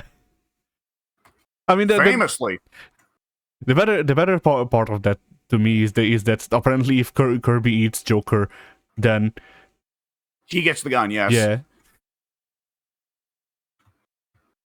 And yeah, the problem with Smash is the opposite, kind of the opposite of multiverses, where like the characters that I thought I might like, I actually do, and then even then there's characters that I might want to try if I ever get Ultimate and all that. Cause like, you know, me being me, there's no fucking way that I'm not learning Sora. Yeah.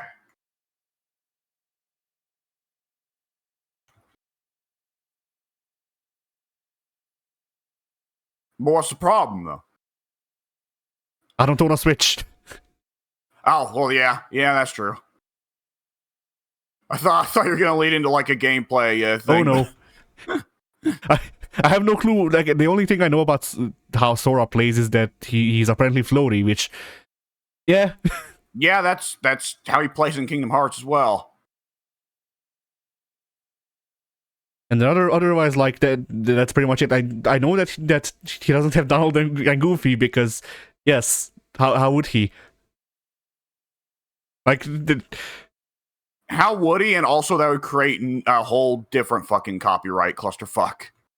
Yeah, and not only that, but also like so you know there's that thing about how Smash is canon to Kingdom Hearts, and it's not, but apparently apparently Nomura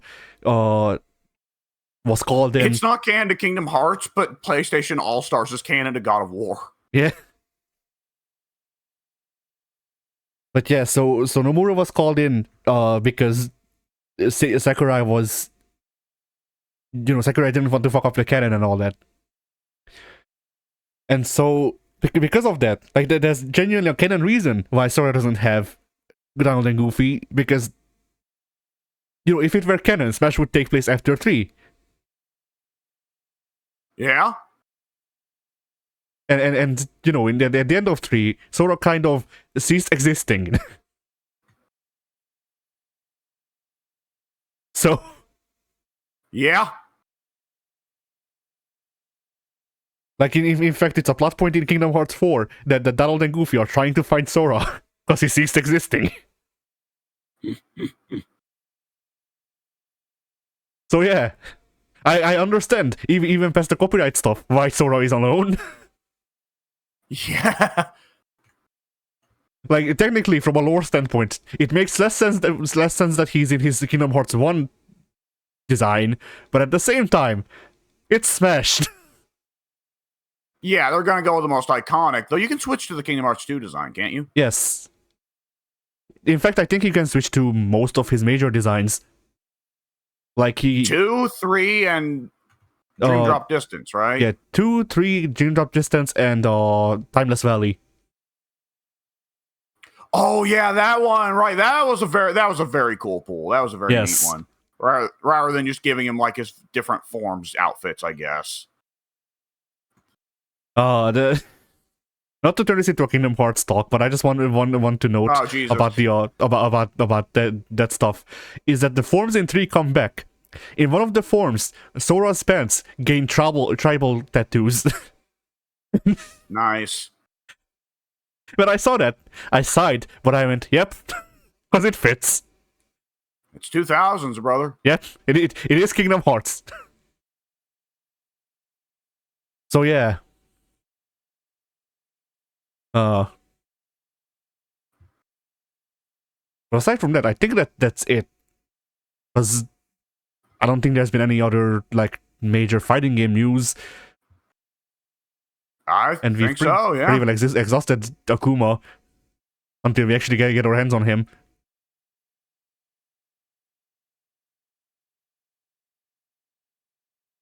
And tomorrow, V2 shall tomorrow V2 shall casually mess out to child. Yes. All right, the child shall be, and it's canon. Yes. And Akuma will be doing the podcast. We got Akuma-ing to do. Akuma will be doing the Germa sus face. Doing it. Yes. All right. Well, fighting games were, I guess. Fighting games were.